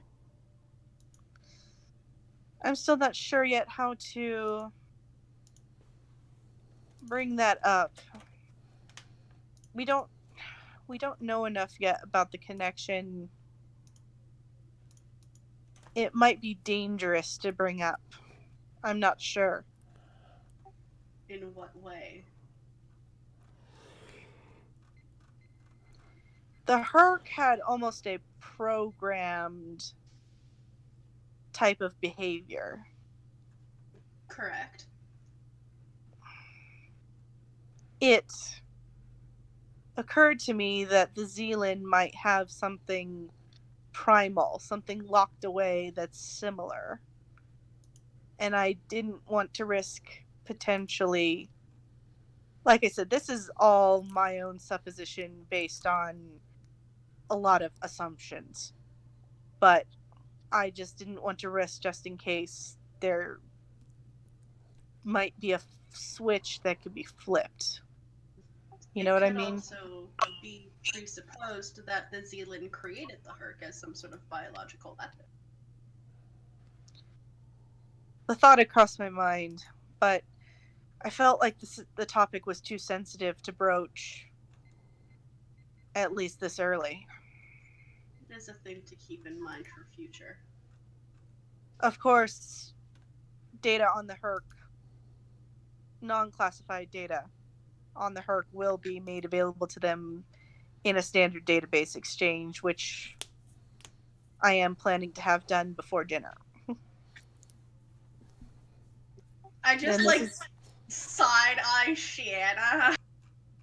this, and she's like, before anybody gets their hackles up, this is a standard protocol for diplomatic missions. So long I as should I know. My father wrote the book on a lot of that stuff.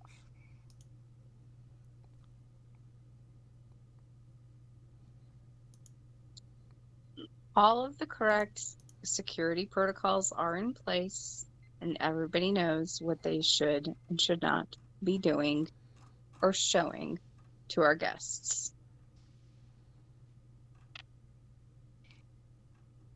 And while things might seem too easy and too and unsettling, we do not have any evidence so far to support these gut feelings.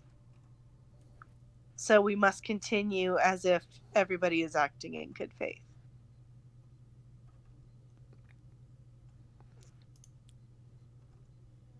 But we will get to the bottom of whatever is going on.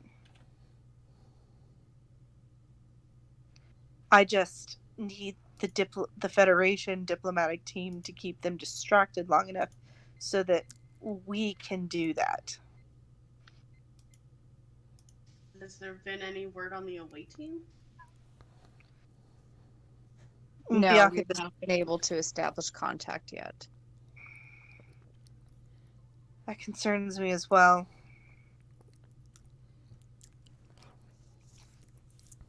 But Commander Cherkev is resourceful.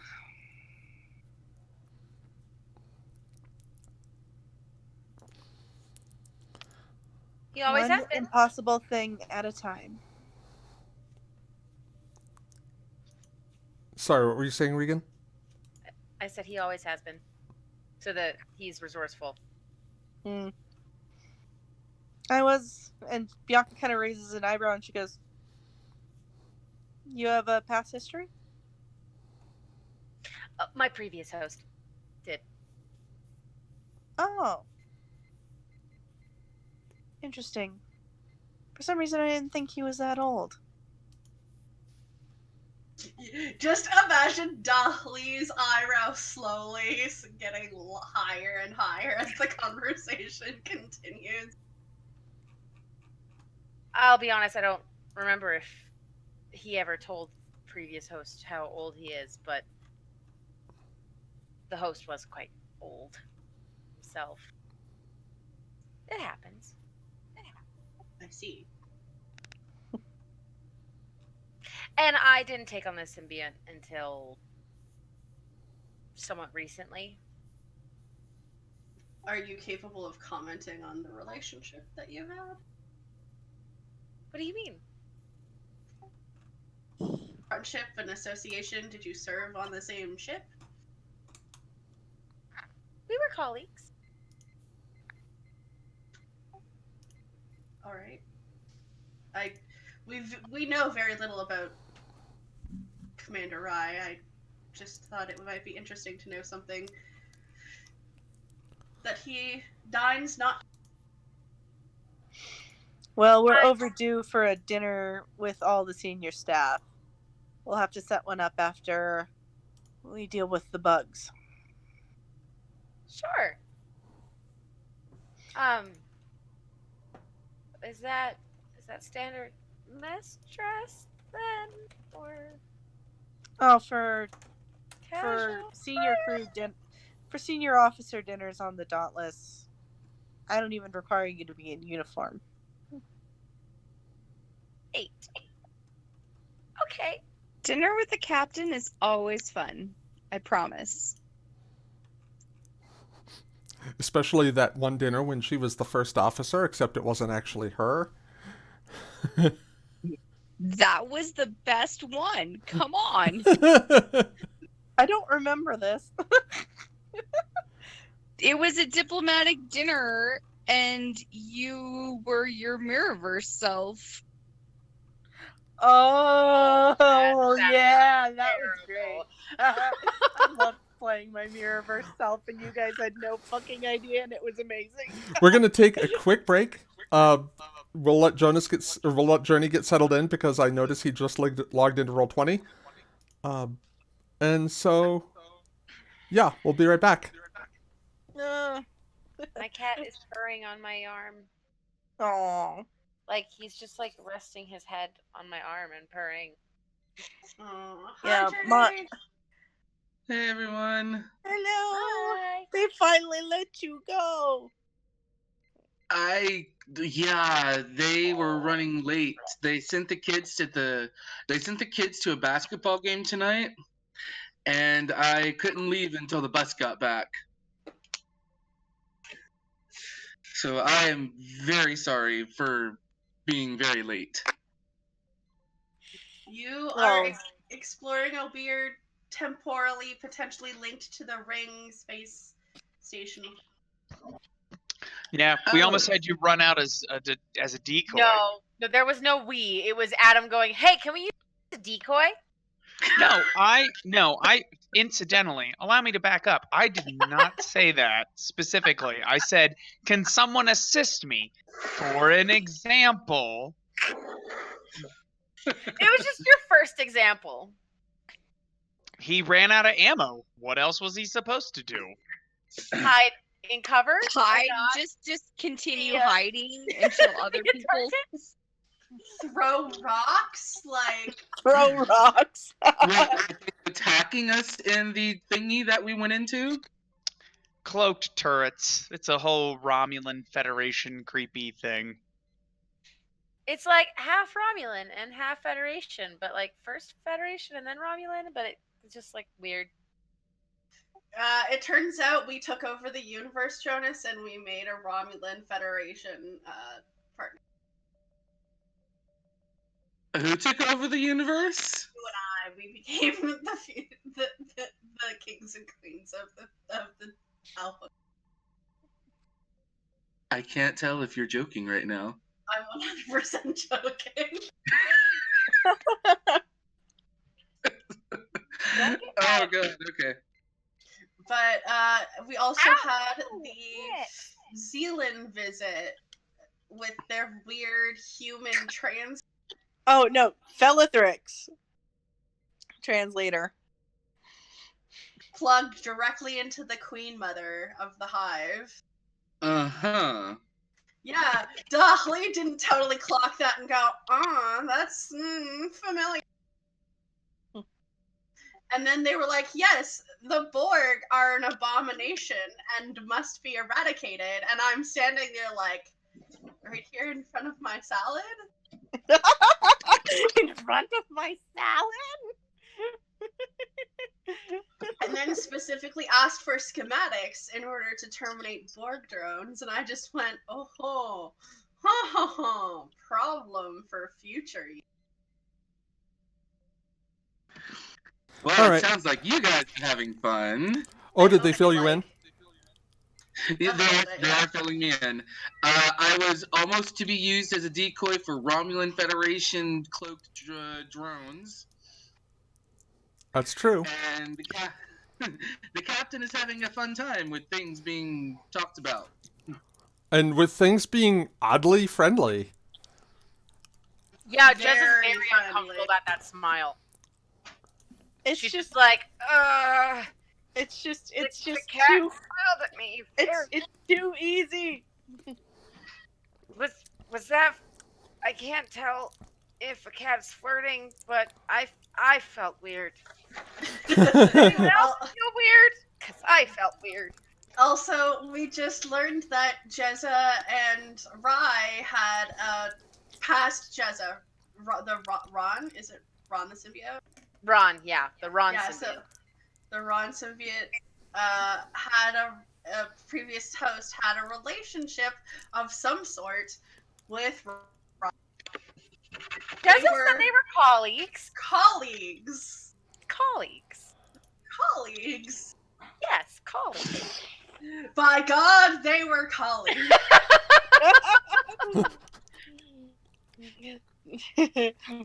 Colleagues, right? Well, I mean, like, what the fuck else is she gonna say?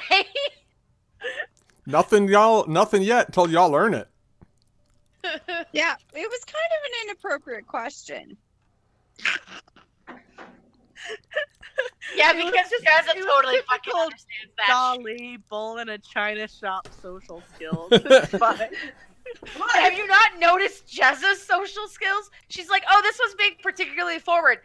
I understand that. Okay, I'll answer that question. this is They fine. speak the same language. They speak the same awkward language. It's fine. As soon as you mention it, Dolly is like, turns around, you have a history. No, what? My nemesis. Basically. Teach me about his weaknesses so I may slay him. I mean, Oh my Jezza god. would say, like, I don't remember him ever wearing those weird Hawaiian shirts, but, like, whatever. And the socks and sandals. That was my favorite. Fucking, she's like, when the fuck? Who let this happen? It's okay because I It also wasn't me. apparently recognize his family name from something. Oh, that I good. still haven't Oh, yeah. figured out. So I'm like, I have a past with someone in his family potentially. But I don't remember because Borg assimilation is weird. You get so many Maybe. people's memories that it's like, is this my memory or is this your memory?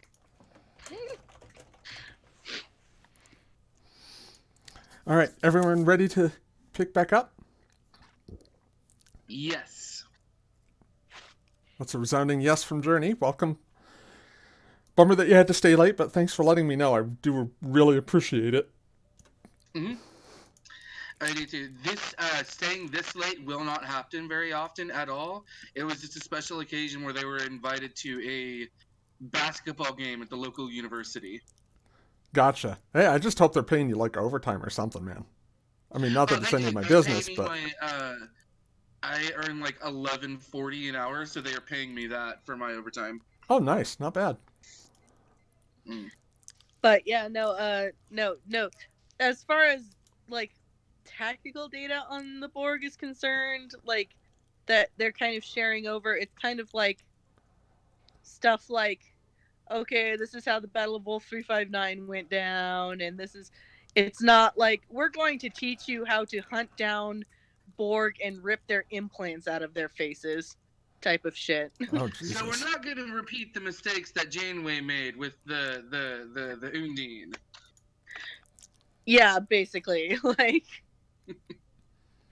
Oh, before we start, Journey, did you watch the new episode yet? I did. I cried. oh, okay. Who has seen it? I haven't seen any of it, but I do have one complaint that I can make about, well, there are many complaints I can make about Voyager, but there's one that always haunts me. You remember when they like saved those fucking Borg children and then one of them was a baby and then you never fucking heard about that baby ever again? Because it Right? dies. Does Right? it die?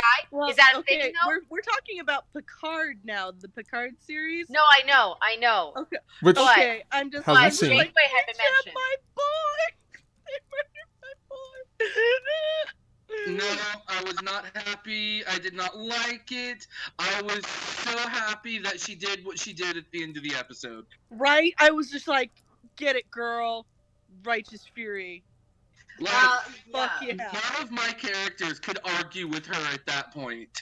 Like, literally, Did you as catch the Bianca did you would be catch like, the I bit ain't of the even mad. Voyager theme that played as she beamed down? Wait, what? Mhm.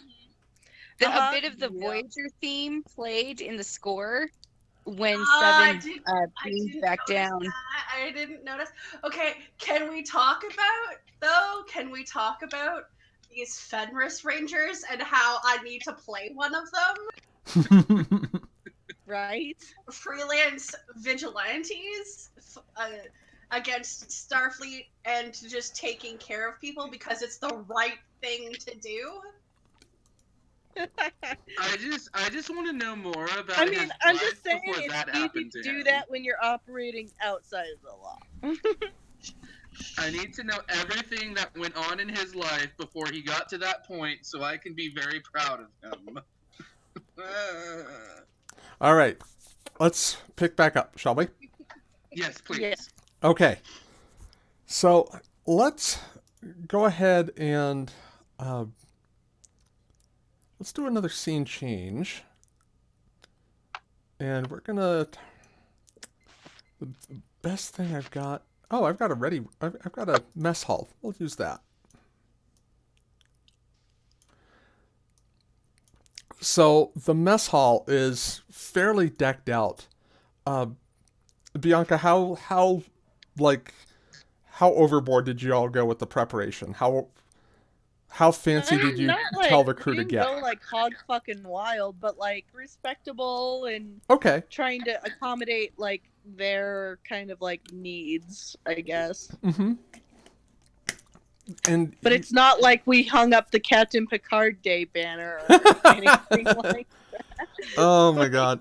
Okay, sorry, I will be right back. I need to take something for my headache before it gets serious. Hi, Garrus, honey. Hang on.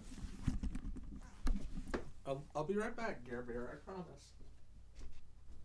Oh, Care Bear. I got up right as he was getting ready to hop on my lap. Meanwhile, Dahley is trying to hack the communications array to get a hold of Joan. Oh, is she really? She's going to, yeah. She's like, I'm concerned about my boy. I don't like that. All right, sorry about that. In her I didn't. defense, it's like 2. I didn't want to have a headache in like half an hour because I didn't take an Excedrin when I felt it coming. So it's fairly casual, still fairly well decorated. Insofar as like there's Federation decoration, like you just don't know enough about the Zealand to know what would make them feel more at home. I will say using the Fellathrix cultural database, the chefs were able to prepare some food for Kismet. The biological needs of the Zealand themselves are interesting. They don't ingest solid food. Like they take their nutrition in through a high protein nectar that also has Same, bud. that also has some elements of what's found in Ketracel white. Mm. But the Word. Paste. What's that? Oh, I was making a joke about how Dahley still usually drinks nutritional paste. Gotcha.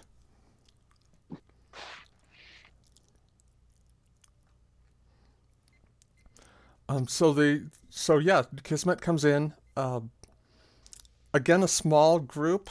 Whatever y'all would have told her, she's allowed to beam over with, basically.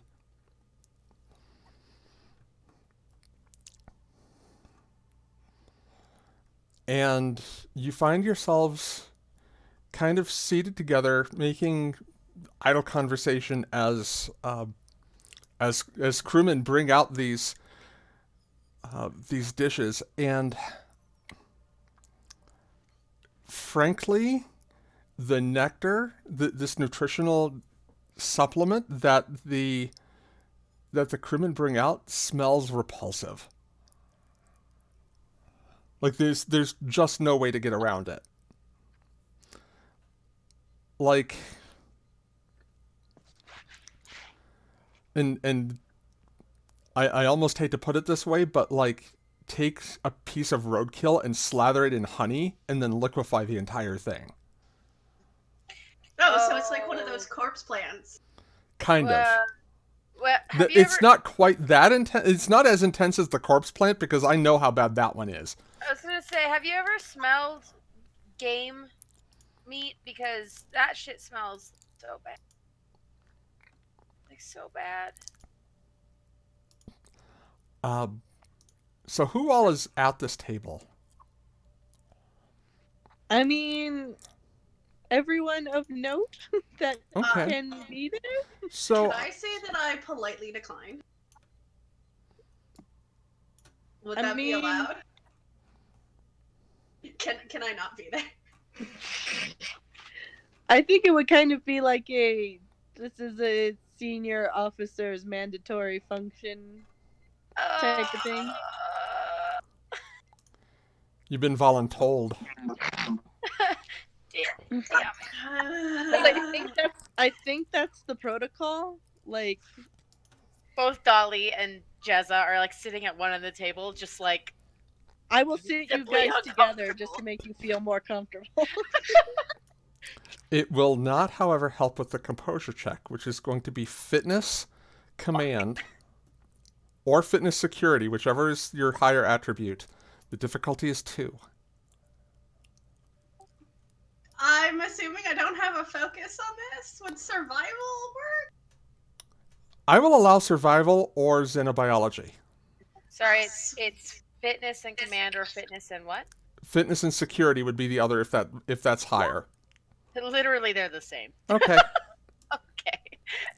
I didn't even. I was like, what? Okay. I think I'm doing this right. But oh, no, I don't think that helps me there.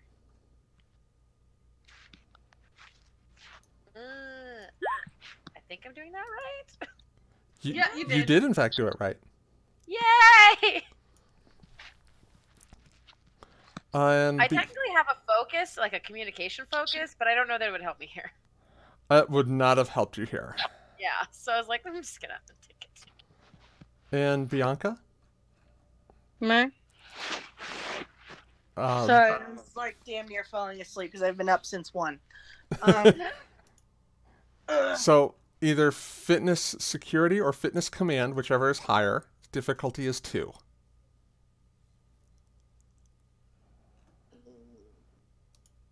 Do you have any soda in the house? Something to help keep you awake for another half an hour or so? Thing is, if I put caffeine in me, I'm not sleeping until Stupid o'clock. Stupid. yeah. clock. Between now and work, I will not sleep if I caffeine now. So That's fair. All right, 3 successes for what are we Bianca. composure checking for? Let's just call it a gut check. Okay. I don't think I did so well. No, and you're definitely not feeling so well at the moment, Jezza. In fact, you Oh, know this no. feeling. You're hosts before you have known this feeling, and if you don't Oh. make it to the refresher in about 30 seconds, you're going to be feeling this feeling all over the table. No! So Jessica gets up and just starts walking away at a brisk pace.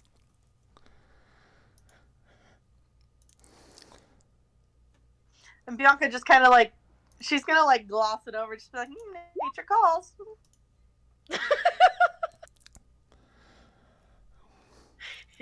Whoops. Kismet kind of nods sympathetically and says, "The Zealand nutritional needs are what one might call an acquired taste. For myself, I do prefer the luxury of solid food." It is one of life's simple pleasures, that's for sure. Indeed. As you can tell, there are evolutionary differences on a sometimes discomforting scale. The Zealand do not have quite as advanced a digestive system as most humanoid species. Well, and we have species in the Federation that don't even eat. So it's just, what were you evolved to deal with? Yes. It is one of the reasons, she says, were there any, like, synthaholic or alcoholic drinks served, or... Are we doing Romulan ale like Star Trek 6? No. Note to the galley: Romulan ale no longer to No be longer served be at served at diplomatic diplomatic functions. functions. No. Synthahol, yes. Okay. So, But Bianca will not be partaking herself. yeah. Kismet sniffs at the synthaholic wine that was served. Takes a sip. It is one of the reasons the Zealand must rely on the services of others, shall we say. We're gonna circle to this topic. Oh, we're going right to the slavery topic, huh? Oh dear. I'm glad I'm puking my guts out in the bathroom in this moment. Oh, Bianca is just like, like, Everyone slowly shifts away from Shanna. And Bianca just she says she's gonna be smooth here a little bit, and she's going to say, our anthropologists were interested to discover that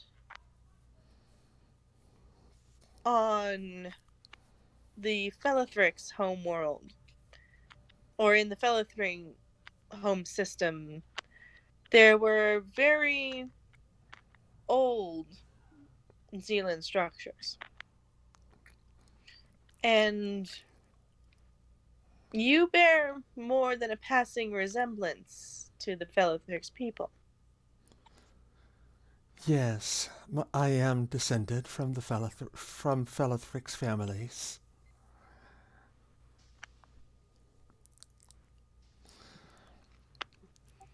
I see.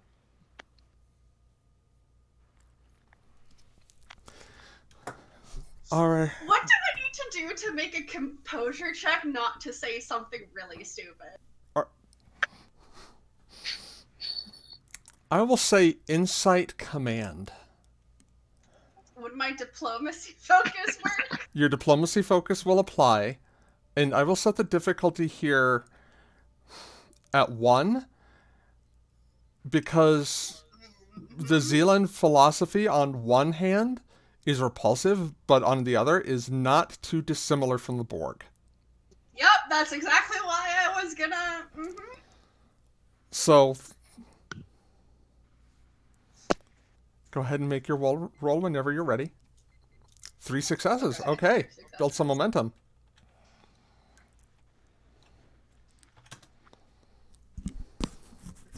So I'm gonna word this differently than I originally was. Just gonna blurt out. Well, mostly because, and Bianca is trying to hide her like wide-eyed kind of like fuck like reaction to what almost came out of your mouth, which she definitely fucking heard. Just the slavery. But I'm going to like give that kind of charming half smile towards Kismet, and kind of try and be casual and like pulling more on the Naale side, if that makes sense. On the what side? On the Naale side of me. Yeah.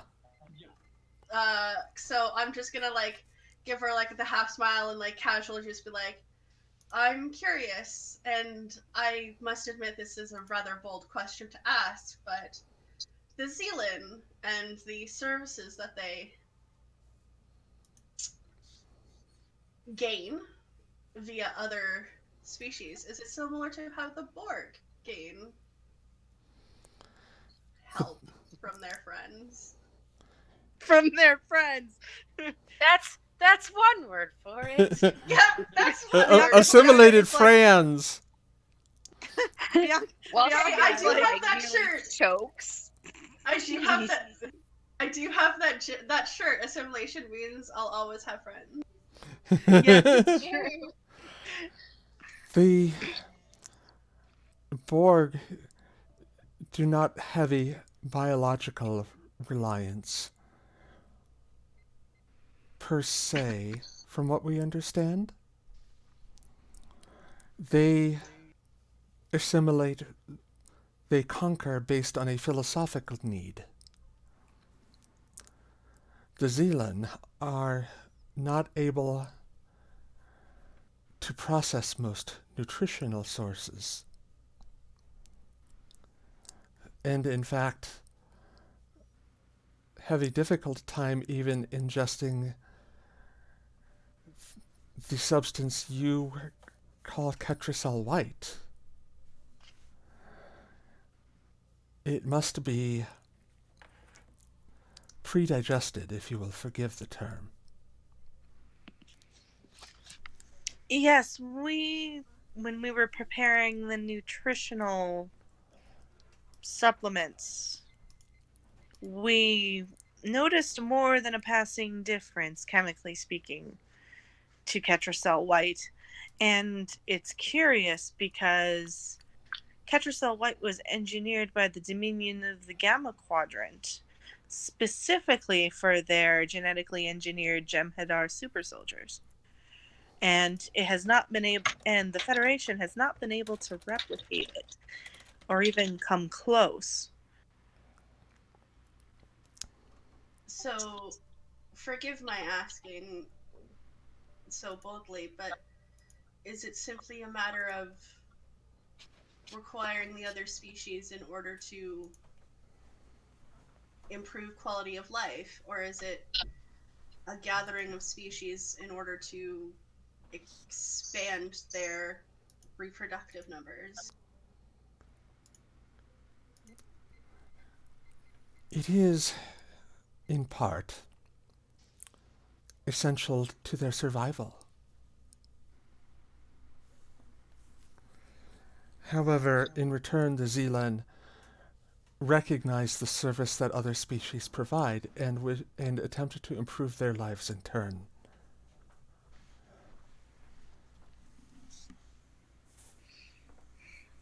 We wish to better ourselves, improve the quality of life. Are you saying this out loud? No, I'm thinking it as a player. Like, where have we heard this before? Locutus. Why do you resist us? I'm just smiling. Bianca is like, I'm smiling. Like you can literally hear the loop in Dolly's head going, Borg, Borg, Borg, Borg. Like just like the constant analytics, basically, of like the similarities. But Bianca is, I'm just trying to think of a segue as a player. I'm just kind of trying to think of a segue to get us off this topic, off this crazy train.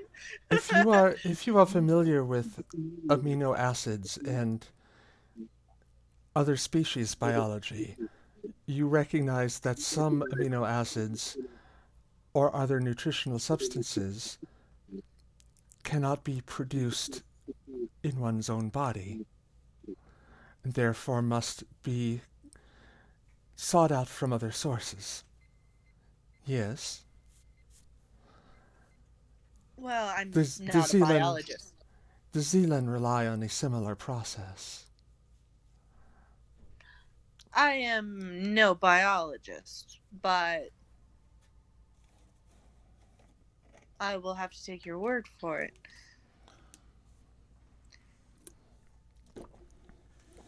Now, Zealand processes are very alien to us, which is why Yes. why it was very curious to A noticeably hear. greener Jezza returns to the table at this point. Oh, And Bianca just kind of like kind of just looks at Jezza like, "You good? We good?" I sit down Okay. gently. I push a glass of water towards you. And Bianca is totally just gonna bullshit out of her ass a little bit here. She's going to just be like, Commander Ron's species exists symbiotically with a another organism in select individuals. Indeed. They are also reliant on each other for survival. Ah, symbiosis. It is a trait we understand well, yes. But it is interesting that you have decided to extend your offer of dialogue to the Federation after what we understand to be an upheaval. Yes. There are periods of transition when one queen dies and a new queen takes her place. And I assume this is a natural cycle. Yes. It is not unlike the ants that the earth ants that were on your diplomatic files. The files on Bianca, the ants did not physically exist. I get your meaning.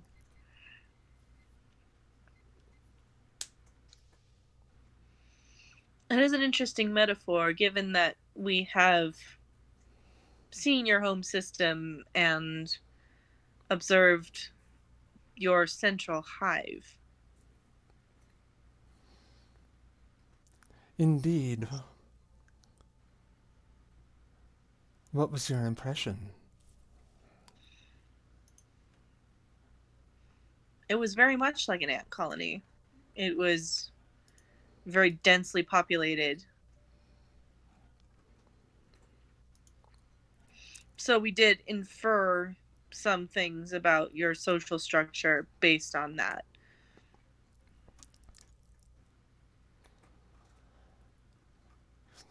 Indeed. Federation social structures are much more dynamic, but the social structure aboard your ship is far more similar to Zealand dynamics. Wouldn't you agree? Starship dynamics require a certain military order. The Federation is a conglomeration of many different species, many different cultures. And actually, in the early days of Starfleet, in order to optimize military efficiency, a lot of the starships were crewed by individuals of the same race. Vulcans on one ship, Andorians on another ship, humans on yet another ship. But as we've learned to work together and those differences and the lines between those differences blur, we've been able to integrate more into our military structure. In fact, Dauntless is a bit of a test bed in social military experiment because we not only have mixed Federation crew on board, but we also have contingents from the Klingon Defense Force as well as the Romulan Republic. I see. And you find you are served well by the Yes. neurological... No, not the right word. The philosophical and biological diversity. Yes. The Federation tends to believe that we are stronger together. The more diverse the experience pool, the more voices that are heard, the better the outcome. The better the problems, the better the problem is solved. I can tell you, Captain, my queen finds this insight highly intriguing, and is something she may wish to look into further.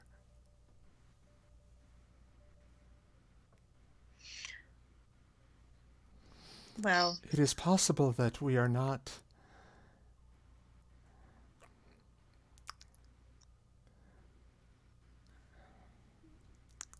It is possible that we are not, if you will forgive the word, exploiting our partner races in the best possible way. Perhaps giving them more roles within our government would be a benefit to all involved. Our queen thinks differently from the previous queen, as you may have concluded. She without... is open to new ideas. Yeah, she definitely seems progressive. And Bianca just kind of lets that hang in the air for a minute, for like a few seconds. I wanna fucking assimilate this bitch so hard. Like, that's like literally going through Dolly's mind right now, and like it's such a foreign thought to her. But she's like, I need to know what's in your brain. Can I read the queen through Kismet? Let's do a couple of rolls here. First, I would like Dauntless to make a control command check. Yeah, cool. This is going to be opposed. Difficulty will be 1.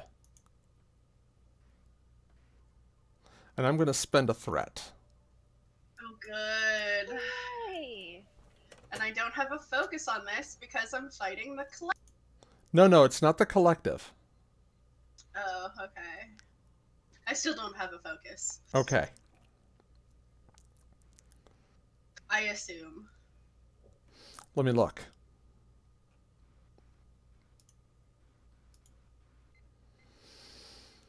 Diplomacy focus. Oh, okay, cool.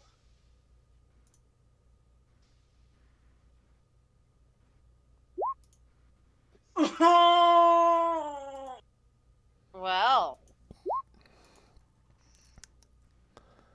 Okay. Well. Fucking rip, bud.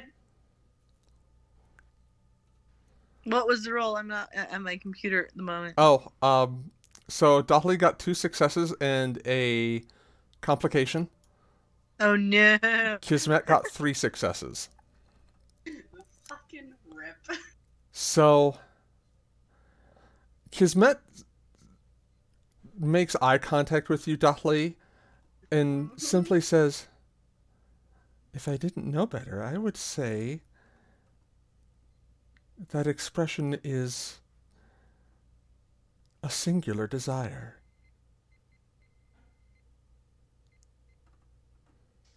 I must know more.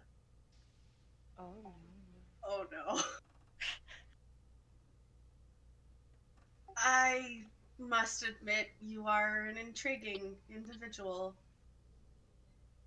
Your thought process is familiar yet foreign.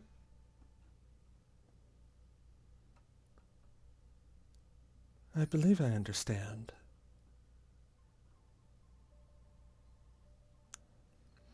All right. Bianca, let's have you make your roll as well. It'll be Insight Command. This will also be opposed. And I will spend one more threat. I'm gonna take a momentum Okay. to be captainy things. I'm trying to.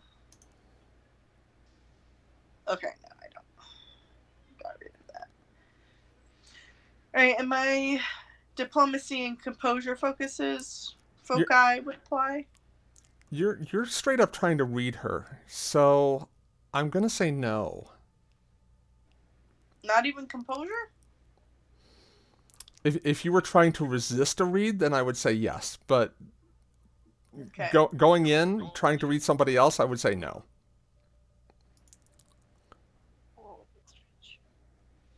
Okie dokie. Wow. Wow, that was a roll off of epic Well. proportions. But given the rolls, I'm going to give you 2 momentum. And I am going to give you the success. I'm going to give you the tiebreaker. Okay.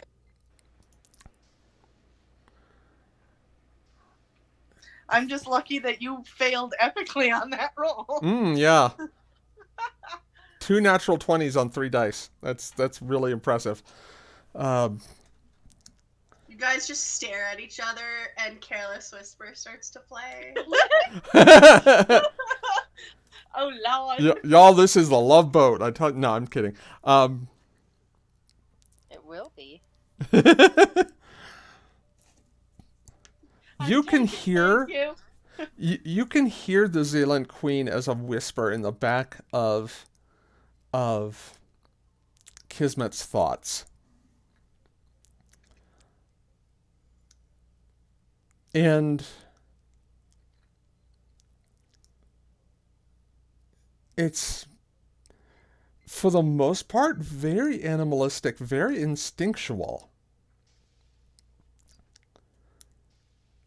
Like you would have to try and to get anything of use, to get anything coherent, you would have to try and dig beneath layers of, consume, breed, lay egg, lay egg, lay egg, lay egg.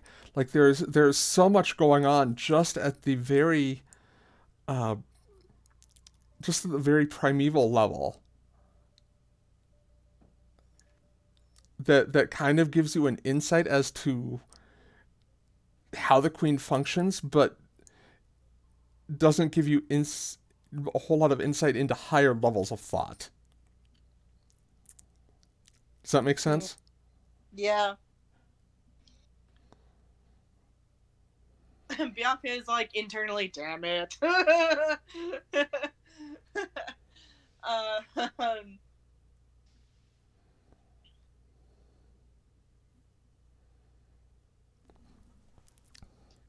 But the fact that I rolled 2 complications on that means the queen didn't detect your presence in her mind, and Kismet didn't figure out what you were doing either. right. And Bianca's just kind of, she's like, it's intriguing how a change of regime can turn your foreign policy on a dime. For the better, I would like to think, in our case. Indeed.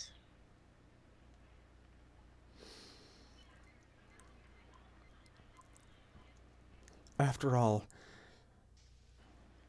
conflict is ultimately a waste of resources. I would have to agree with you on that. Although it seems like you have significantly increased your resources in a fairly short order. At least militarily speaking.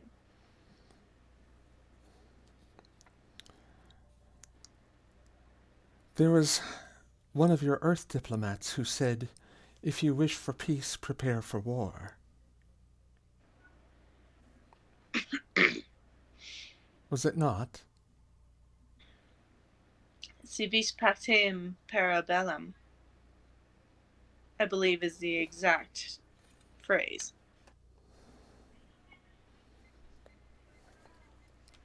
So you I are... was raised on Earth, even though I am not from, my species is not from there. So it is a language and a culture you are familiar with, yes?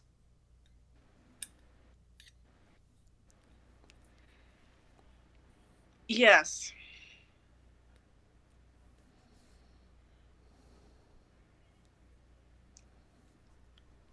Although it is a dead language. Has been for centuries. That explains why it would not translate.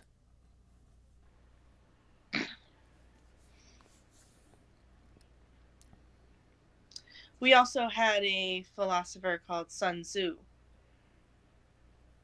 He wrote The Art of War. Ah, interesting. And Bianca very pointedly does not say anything about Varric, even though Varric has this book on his desk in his ready room. And while it does describe tactics and strategic thinking in detail, it ultimately is a piece about the futility of war.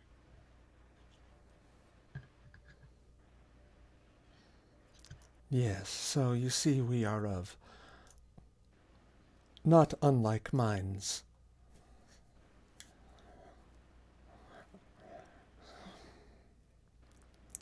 We know that the Zealand, that we have been on a precipice with the Federation, and it is not a precipice we wish to cross. Nor would we like to cross it.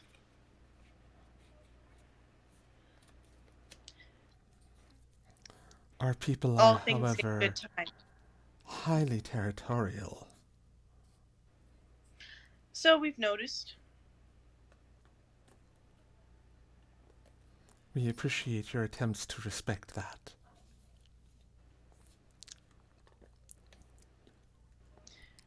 We've done what we can. Although I will not lie to you, there are going to be some sticking points in these negotiations, but I will let the professionals handle the finer points of those things. It would help me prepare if I were to know what the sticking points might be ahead of time. I understand you are not necessarily authorized to speak on behalf of your government, although Starfleet captains, according to your files, do have a substantial leeway in such matters. We do. We also have the leeway to make first contact with other species, which we have done. In fact, the fellow Thrix agreed to join the Federation very recently. And part of their motivation was fear of the Zealand. That is unfortunate. And we have also encountered some unfortunate poor unfortunate souls. Literally.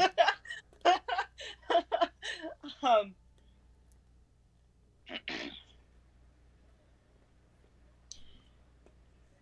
instances where we have granted asylum to individuals who have been fleeing from the Zealand as well. Yes. And All are dirty laundry. perhaps some instances where Starfleet or its allies might have helped fight for the freedom of some of those unfortunate refugees, yes?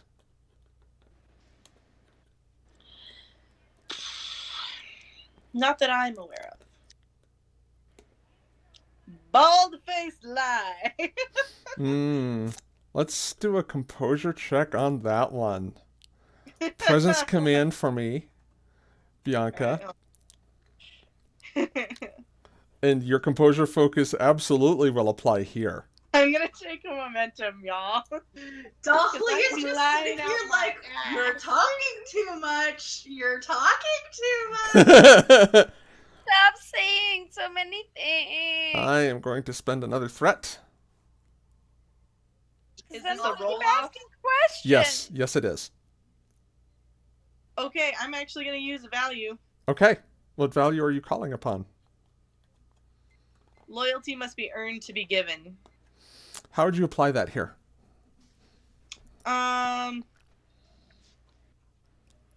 Actually, I'm gonna go with trust your instincts. Okay, much better.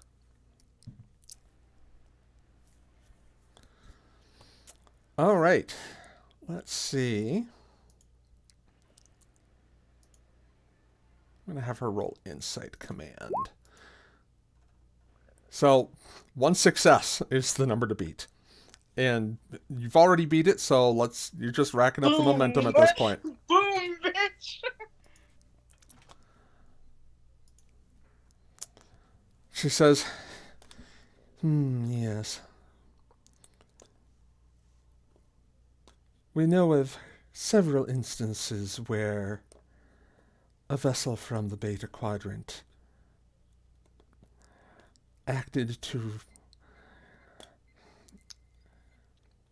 let us say, acted against the best interest of the Zealand. You may or may not have heard of the Red Corsair, yes? According to Starfleet intelligence files, it would be the Copper Corsair. Ah, I sit corrected. We are aware. However, Orion Marauders are unfortunately a side effect.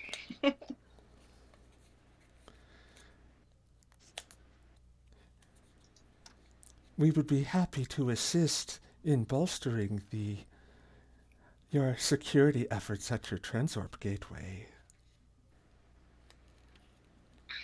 And Bianca, her smile is mostly charming, but there is definitely a predatory undertone there. Your offer is very generous, but I assure you the Federation has all security concerns well in hand. If that were actually true, Commander, how would this Copper Corsair have gotten into the Carina Nebula to begin with? Using conventional travel, that is a 40-year journey? 50? No, they had to come through your gateway, which means your security is not sufficient.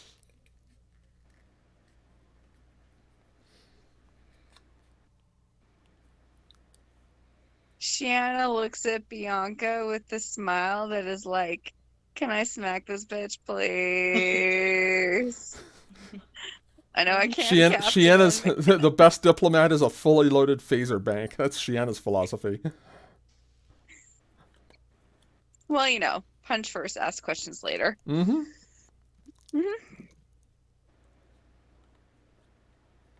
Shiana just does that smile so wide that your lip splits. Like,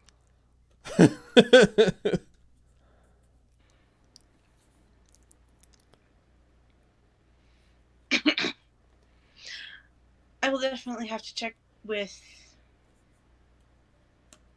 our own intelligence operatives. We still don't know how this rebel slipped the net. Of course. There's been a drastic increase in traffic in the nebula since we put together the task force and had the Alpha Quadrant Alliance join us here as well.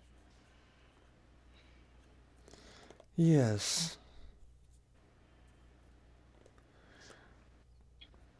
I am tempted to ask if the Transwarp Gateway will ever be made a two-way road. Would we be permitted to meet and explore your side of the galaxy? That sounds like a dumb idea.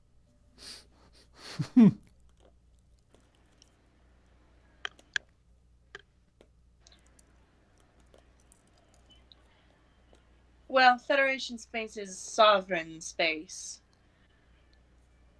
Sovereign to our member worlds and the colonies that they claim.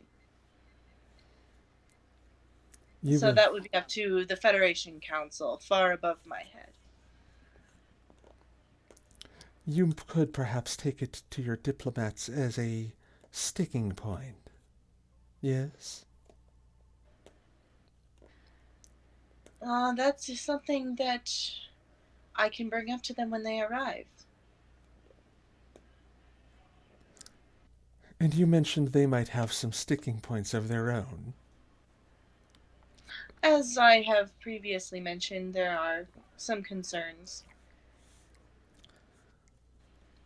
But nothing that would serve to interfere in the internal affairs of the Zealand, yes? Oh, I don't like how that's phrased.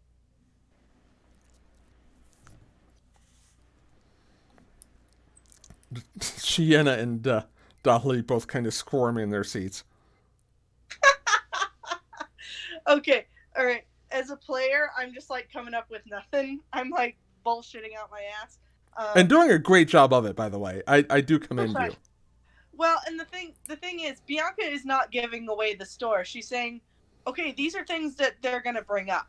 Like, right. Straight up. Like, she sees no reason why she can't say, like, okay, these are things that you're gonna see. You right. know? Gotcha. So at this point, you're kind of summarizing, is what you're telling me. Summarize. Yeah, kind of the abridged Spark Notes type of, like, kind of like glossing over it, making it sound as soft as possible, and not like, you are fucking enslaving people and we cannot be allied with you if you keep doing this. Gotcha. Like, while all this is happening, can I try and, like, think in Bianca's direction? Absolutely, yes. Bianca's a telepath. She'll pick it up. Okay. Well, all of this is happening. I'm gonna kind of be like, Captain, I don't mean to be a bother, but we I don't mean to be a bother, but I mean to be a bother. But we should attempt contact with the away team.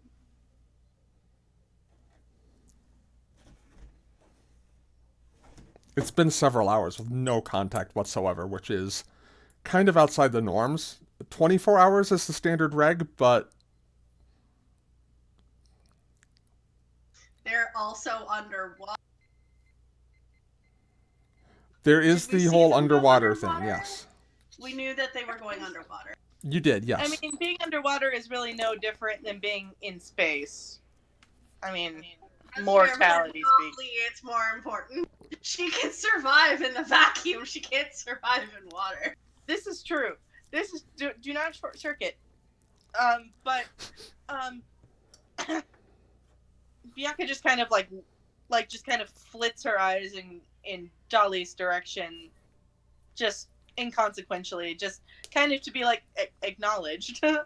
like I hear you, I'm hearing you. Like, And then and you see that, like she sees that, and she goes, "Perhaps we could cut this meeting short." like, and like Bianca is trying to wrap up here, Yeah. and she's just like, Okay, so let's kind of just do that narratively, just kind of wrap it up. but yeah, but Bianca's response, I just wanted to come up with a response, because what did Kismet just say? She said nothing that would impact internal Impact the affairs within the Zealand government. Yes. Bianca is trying to come up with a way to, and me as a player, I'm trying to come up with a way for Bianca to kind of not sidestep that, but kind of just kind of like be like, Maybe just by explaining that there are levels of relationships that the Federation has with other governments. Yeah, Like- and saying you're not sure of like the protocol of how everything works. Yeah. I mean, the Federation for the longest time coexisted with the Romulan Star Empire and the Klingon Empire. Right. Even, like, they weren't at war, but they weren't allies either. They were simply neighboring nations at peace. right. But Bianca's just going to shrug, and she goes, "My father was a high-profile diplomat for the Federation for most of my life, most of my early life, and so I know a little bit about how these sorts of things pan out, but I'm not entirely versed on all the protocols. But there are varying levels of relationships that we can pursue. Certainly, my father in particular worked very closely with the Romulan Star Empire before the supernova that destroyed their home system." You speak of your father in the past tense. My father perished on a diplomatic mission about 2 years ago. Ah, I see.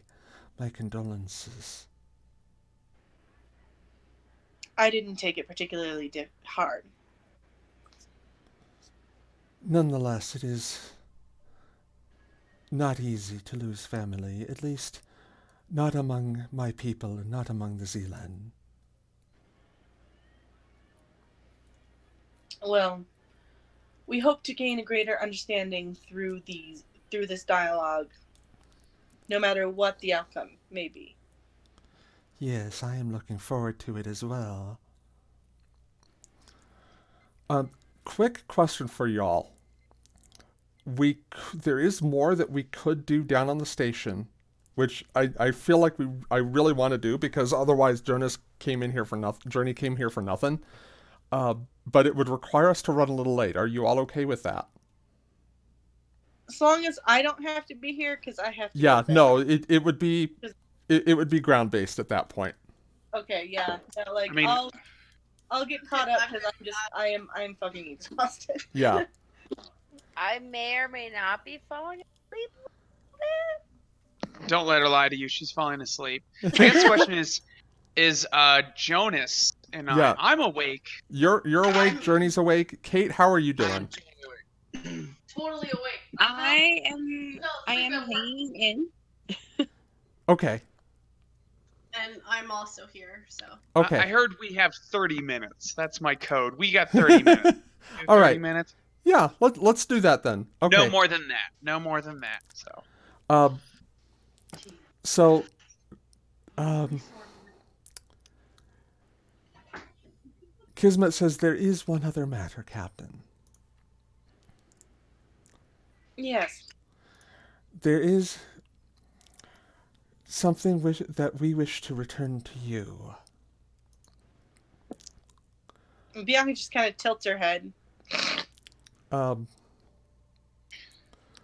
of the Zealand at that point perks up and brings something like in a small, almost velvet pouch over, or not a small, but fairly decent sized velvet pouch over to Kismet.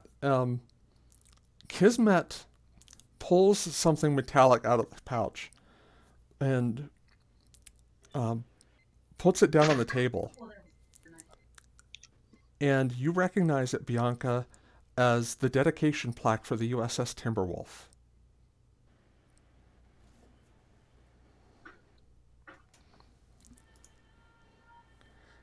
And that is where we are going to cut down to the surface. Cool. That's not a declaration of war. Well, not at all. You remember how the Timberwolf was destroyed. Oh yeah, that was okay. Sorry, I thought that was a different ship. My bad. No, it's okay. No, we saved the Zealand in that instance.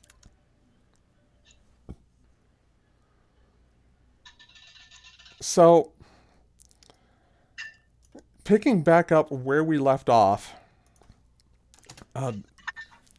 there's been some time passage, y'all, and you have not been able to get the transporters online. There's some sort of security lockout preventing power from even being routed to this area.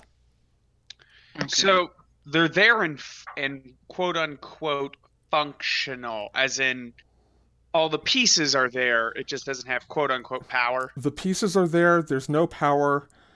And honestly, without power running through it, it's impossible to perform a diagnostic.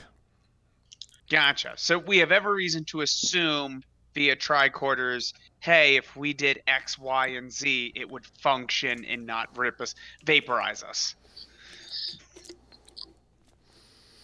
Give me an insight security check.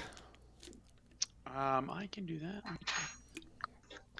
I'm going to set the difficulty here at 2. And it's down from 3. I'm going to call on your Way of the Dara talent. Okay. I'm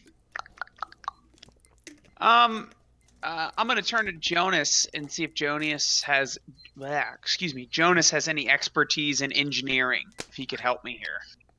Oh, I totally have skills in engineering. Gotcha. So Jonas and I, particularly when it comes to transporters, he's got a history. All right. Well, Right. I completely forgot about that. then I will call upon his history, and he and I are going to work together and deal with this. My insight security is a 14. What's his appropriate role? I would make it insight engineering for Jonas. My insight engineering would be 14. What do you have a specialty that would apply? I don't think I have one. Is this our technology or the other technology? It's the other technology, but it is fundamentally Romulan. Okay. So an ancient technology focus isn't going to apply here. Okay. You let him So use the wouldn't. ancient technology before. What? He did, but this is more essentially Romulan than Federation based. Then I will invoke. Can I invoke my trait as a Romulan to count that as an advantage? Because I do have it. I'll let you count that as a focus if that'll work for you. Yeah, that sounds good. So why doesn't Jonas help me then? Okay. So there we go. I'll take that. Oh. Good God. Yeah, let's see if Jonas gets anything. It won't matter.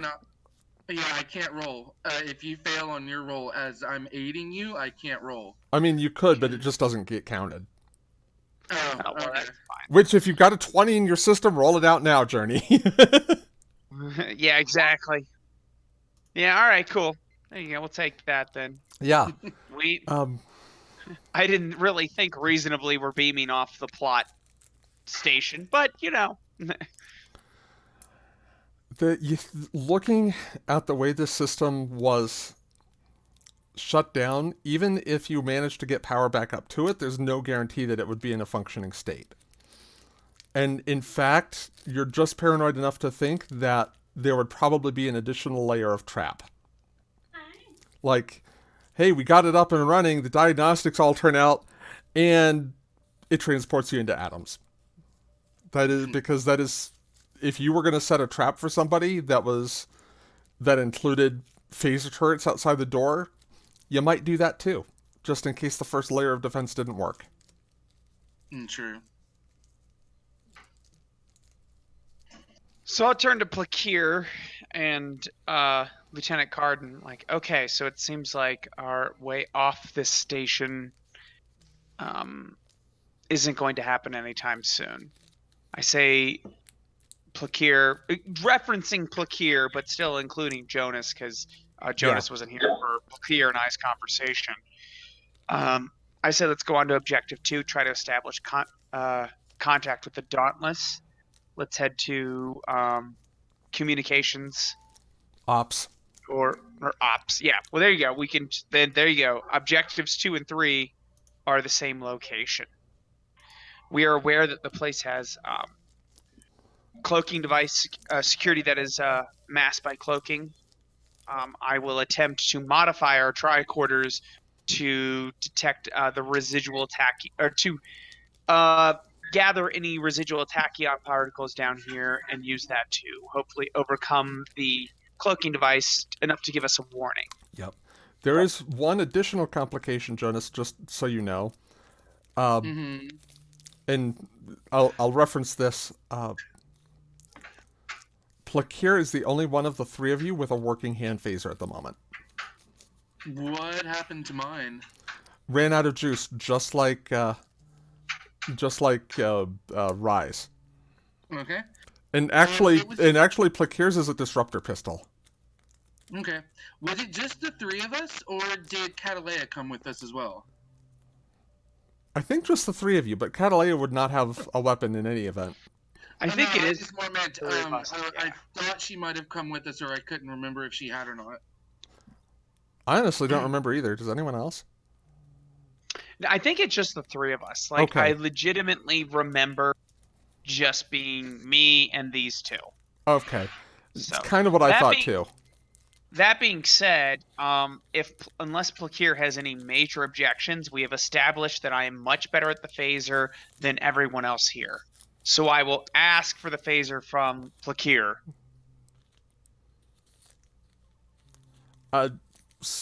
Kate, I can't imagine. Do you think Plakir would have an objection to that? So Plakir says that makes a lot of sense, Commander, but I do think that our objective should be finding a place with power, no matter what the function of that space within the station seems to be. Look, we just need a charging station, okay?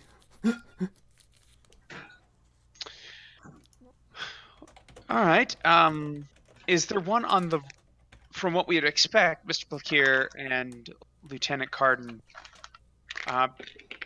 is there somewhere we could find that is at least a conduit of power on the way to operations from what we would expect from our Federation Romulan hybrid station?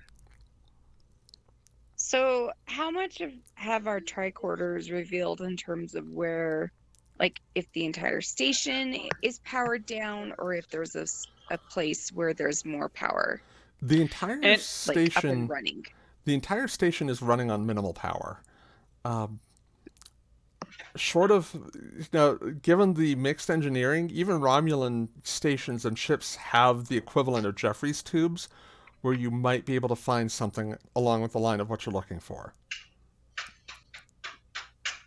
So the next question is, I downloaded the map to my pad. Has the map been accurate so far, even though we have a strange hybrid? It's been light on detail, but yes, it's been accurate.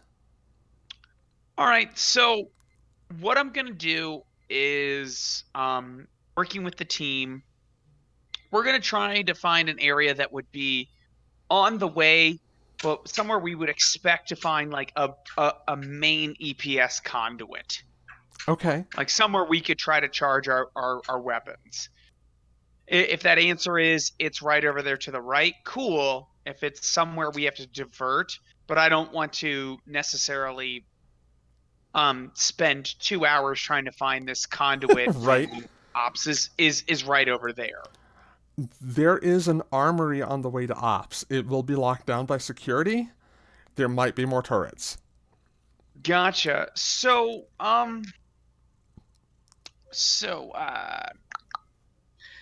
okay, I got an idea. Is there? Hmm. I will let Mr. Carden. I will let Lieutenant Carden talk out Mhm. his idea real fast before I. Yeah, go ahead, Drain. So, the ops that we're talking about, that is the communications relay down at the very bottom. It is actually closer to the engineering section and power plant. Garrus, do not eat my headphone cable. Okay, so we would be essentially up at the top right now, correct? You're around the 1,500 meter depth. Okay, 1,500 meters. Depending on what might or might not be in the laboratories, there is a chance we could come across things that might be able to help us in our current situation. If we're worried about cloaked turrets, and we have one disruptor pistol among the three of us, it might be an idea to see if we can stop by the labs and see if there's anything in there that could possibly help us. I would say the answer to that is let's see if I can modify our tricorders here. If we can't, Mr. Carden's correct. We should totally swing by the science labs and see if the three of us can't MacGyver something. Okay. If we MacGyver it before we get there, cool. Then we can skip that part. But Lieutenant Carden is not wrong in his plan. Okay. So let's do insight engineering. I'm going to set the difficulty at 3. What's your insight engineering, Lieutenant Carden? Mine's 12. Oh, mine would be a 14. So I would love to assist the lieutenant with some science. Okay. Yeah, I'd say you could do that. Insight science. Cool. That'll work for you. So I'll assist him. Okay. And I don't know if I have any focuses that would apply here. No, I was looking at your character sheet, and you don't. I have sensor operations, and that's essentially what we're doing. Yeah, I think that one. It's a bit of a stretch, but rule of cool. I'll go with it.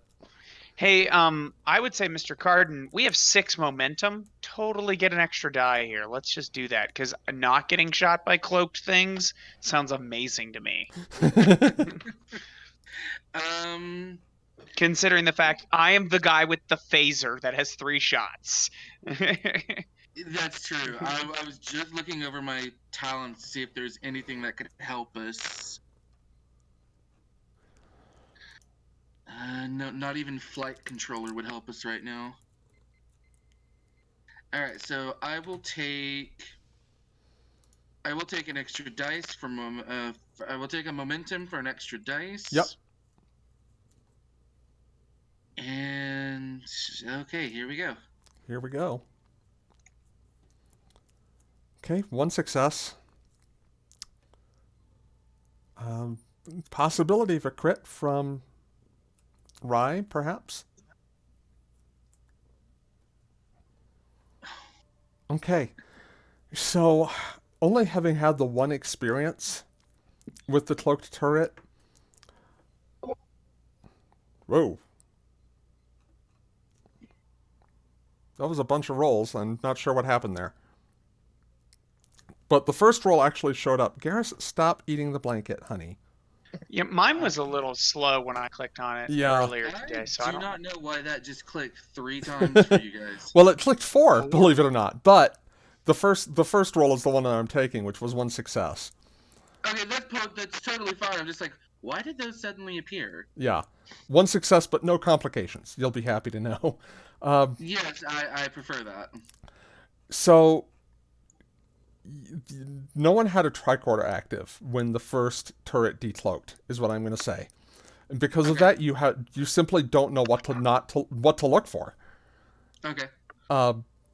There's a chance if you keep your tricorder out and scanning, you might be able to detect a turret as it decloaks, which might give you just enough reaction time that it doesn't get a surprise shot. Okay. I would like to do that. Okay. Plus, I think if it's possible, I would like to try and also utilize my listening ability with this, because I'm assuming all of these turrets are wonky. They belong here, but they don't belong here, and it creeps me out. Yes, but that's also true of the entire station. Ah, okay. So I'm it's listening kind of for like one looking place for a to needle in a tell sea of what- needles. Yep. Okay, I got it. There might be other ways that will come into play, though. And Okay. since you've been here, you haven't just tried listening in general. That's actually a fair point. I might take a moment to see if I can glean anything, hear anything from the station. Okay. So let's go ahead and make it a roll. Insight command. Attunement focus will apply. Okay. And I will reveal information either based on your successes or based on momentum spends. So Okay. roll better or spend more momentum. If it's okay with everyone, I will grab one extra momentum for an extra dice. Yeah. Not as many people as there were. Alright, and roll. 3 successes. Okay. So there's a couple of things going on with this facility. Number one, it is a temporal artifact of the same basic nature as the ring. But Jonas, after the ring's destruction, this facility was still active. And something sinister happened here. There's a reason why there's nobody on this facility.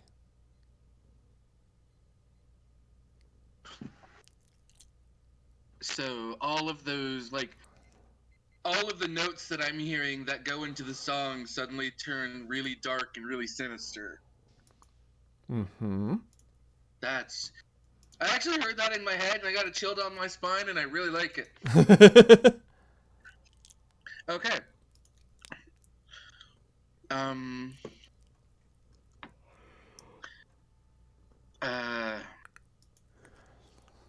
Wow, I forgot your rank. Commander. Or Lieutenant Commander, but... Lieutenant Commander. Yes, Lieutenant. There's a reason that there's nobody on this station anymore. I am absolutely excited to entertain your hunch. My hunch says that something very bad happened here, and that after the destruction of the ring, this facility was still active. Any suggestions on how we should proceed? As carefully and as cautiously as possible. Let's take so we're going to pull out the map on my pad. All right, so let's take this junction here, try to head off towards Science Lab 2A. See if we can get any more equipment to detect anything that might be cloaked. We'll then take this junction here, move up this corridor, and head to Ops. Any objections or advice? Nope. I turn to the team. No objections. It sounds like a good plan. GM, did I lay out a decent plan? Sounded pretty good to me, and it sounds like your team's with you on it. All right, so that's the plan. I'm going to hand my tricorder over to Plakir, and I'm gonna have Plakir kind of take point on the scanning. I will hold the phaser since it has been objectively proven I'm the best with it, and we're gonna have Carden take up the rear, just because it sounds like let's have the science guy up front scanning. I'll be right behind him, phaser over his shoulder, and Carden will make sure no one sneaks up on us, kind of thing. That's how I envision the marching order. Makes sense. Okay, so it doesn't take you very long. It probably 10 minutes or so to get to this science lab that you picked out. And once you're inside, again, the architecture looks slightly more Starfleet than Romulan. It's again kind of jarring. The display is frozen on an image of the original destruction remnant from the ring. Well, that looks familiar. All right. So does the door open? Yes. I'm sorry. Yeah.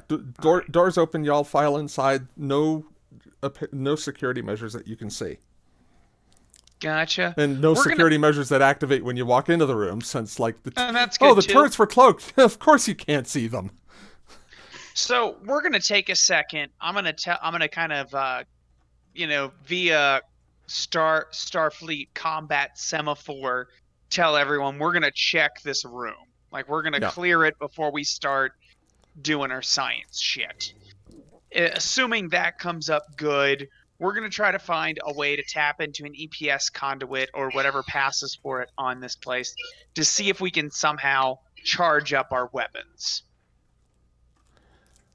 All right, so tricorder scans of the area turn up nothing significant.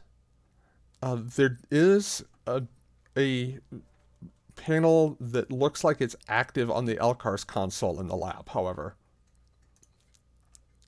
Well, since Mr. Carden seems to be a lot more trained than I am in engineering, I'm going to tell him to, go to that panel over there, see if he can somehow MacGyver a charging station, our phasers. But since if his training is not enough that he's like, I can build the thing, but I don't want to charge it, I will come over and charge it. But right now, I assume kind of one step at a time, yeah. Yeah, I'm going to assume him's constructing is going to take some time. I will work in the computer while him and Plakir is going to watch the door. Okay. So,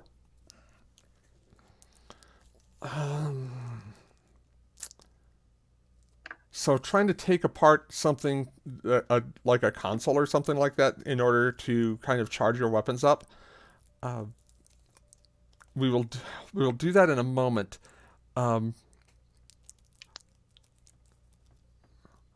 Jonas, you're kind of getting a ping from the console that has from one of the consoles rather. What kind of a ping? Like an LRian ping. I'm going to very slowly make my way over to it. Okay. It's got a recorded message on it. The recorded message is broken up. Parts of it have corrupted. But the gist of it is fighting has broken out among the crew on multiple decks. Still unable to determine what... ... As highest ranking cetacean officer, I'm ordering an evacuation of all cetacean personnel.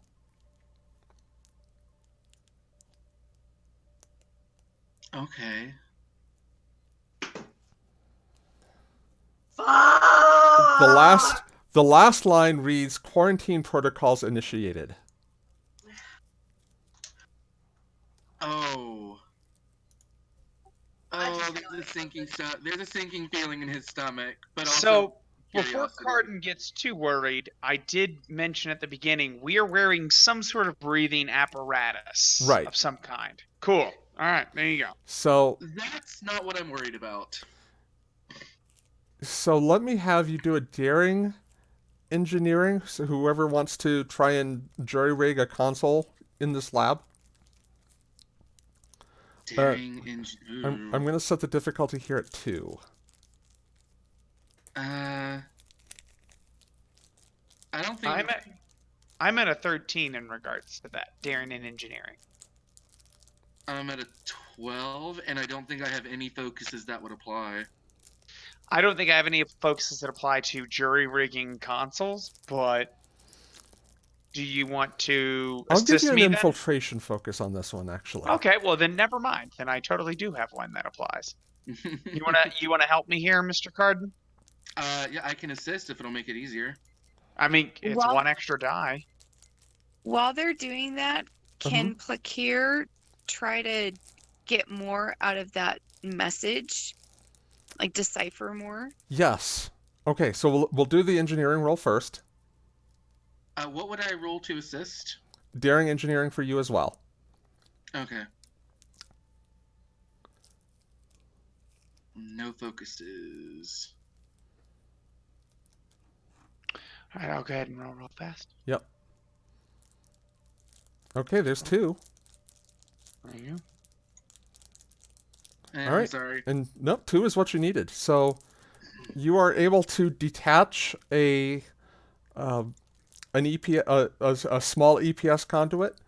It's going to take time, but it looks like you might be able to charge up your discharged phasers.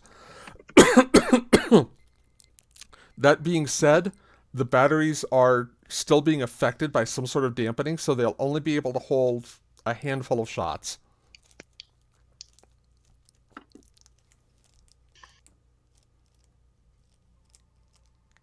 Well, a handful of shots is better than no Better shots, than what you at least had. compared to so that Okay. all I heard was progress.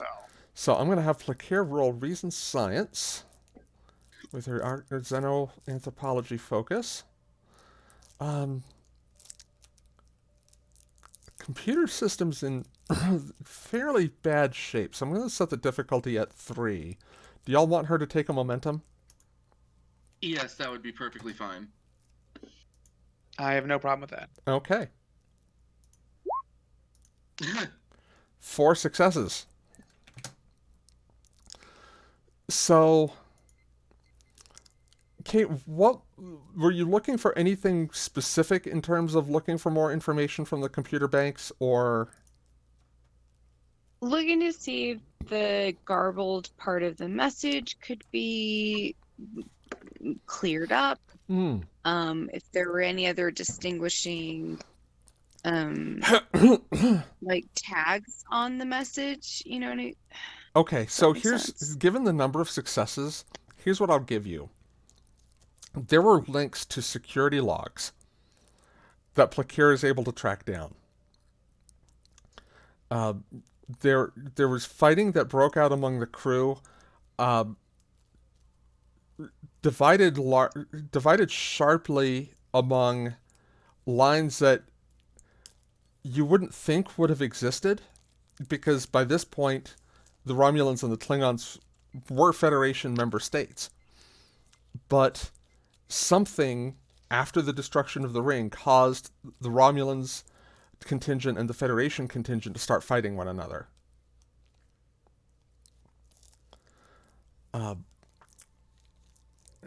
According to this, the security logs don't give any information as to what may have caused that. They do mention that there are fail-safes should the quarantine fail. Should the quarantine protocol be hacked, basically, there are other measures in place that will immediately take effect. And with that,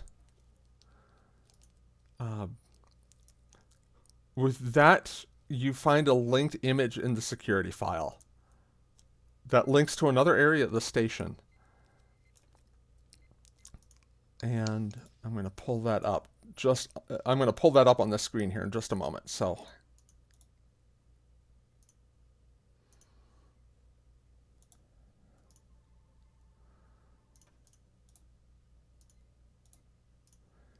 give me just a moment.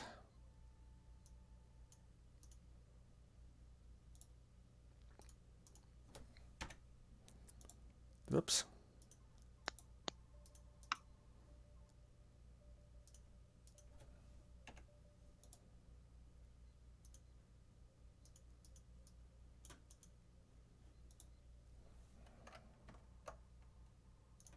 Because apparently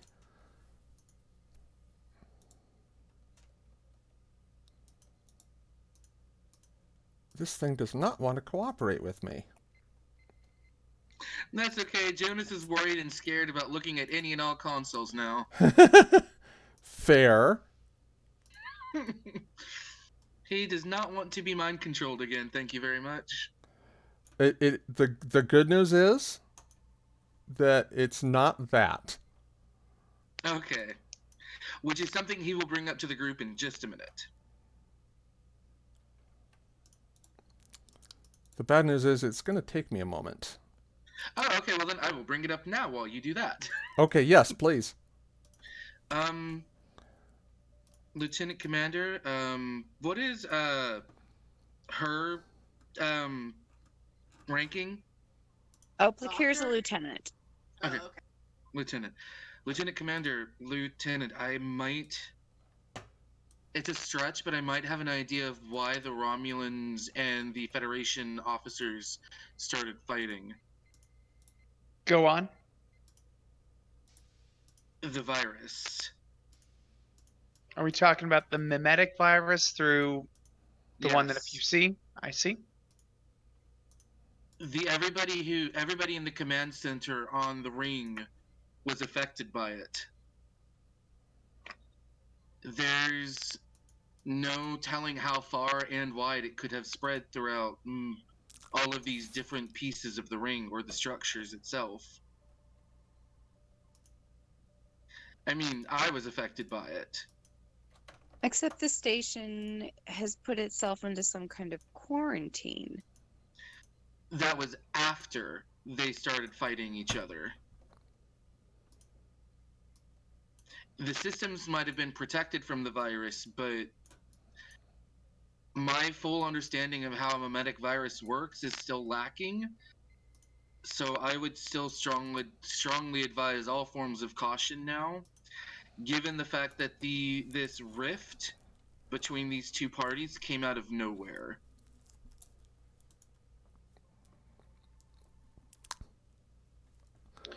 So Okay. how would that help us develop a solution, Lieutenant?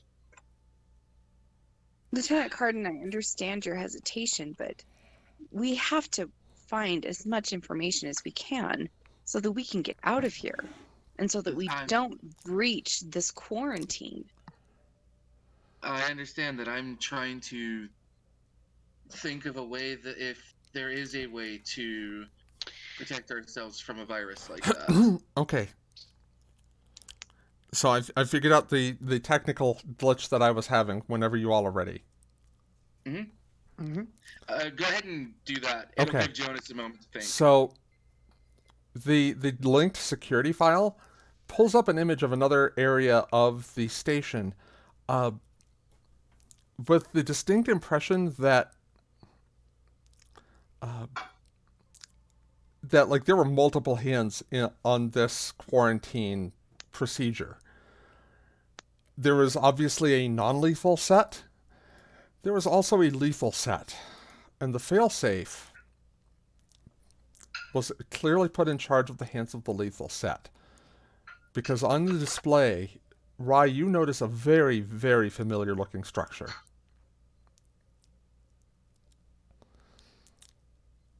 It is the brainchild of your research. That is absolutely terrifying. Okay. It is a Thaleron chamber with that is scaled up enough to destroy not just any life within the station, but potentially all life on Delphine. And that's where we end tonight's episode. So before we end, just because I want to make sure I understand, so there is a Theralon device on the station. On the station. That if activated and or not stopped, it would destroy all life on this planet. It very well could, depending on the targeting parameters. Gotcha. It's not active at this time, but if we fuck up, it could be? Or is it active? It is not active at this time. Gotcha. But it's still a problem, because if containment's breached... Still very much a problem. That level 3 security section that you weren't supposed to go in? Maybe that explains a lot. It just might. We'll find out next session.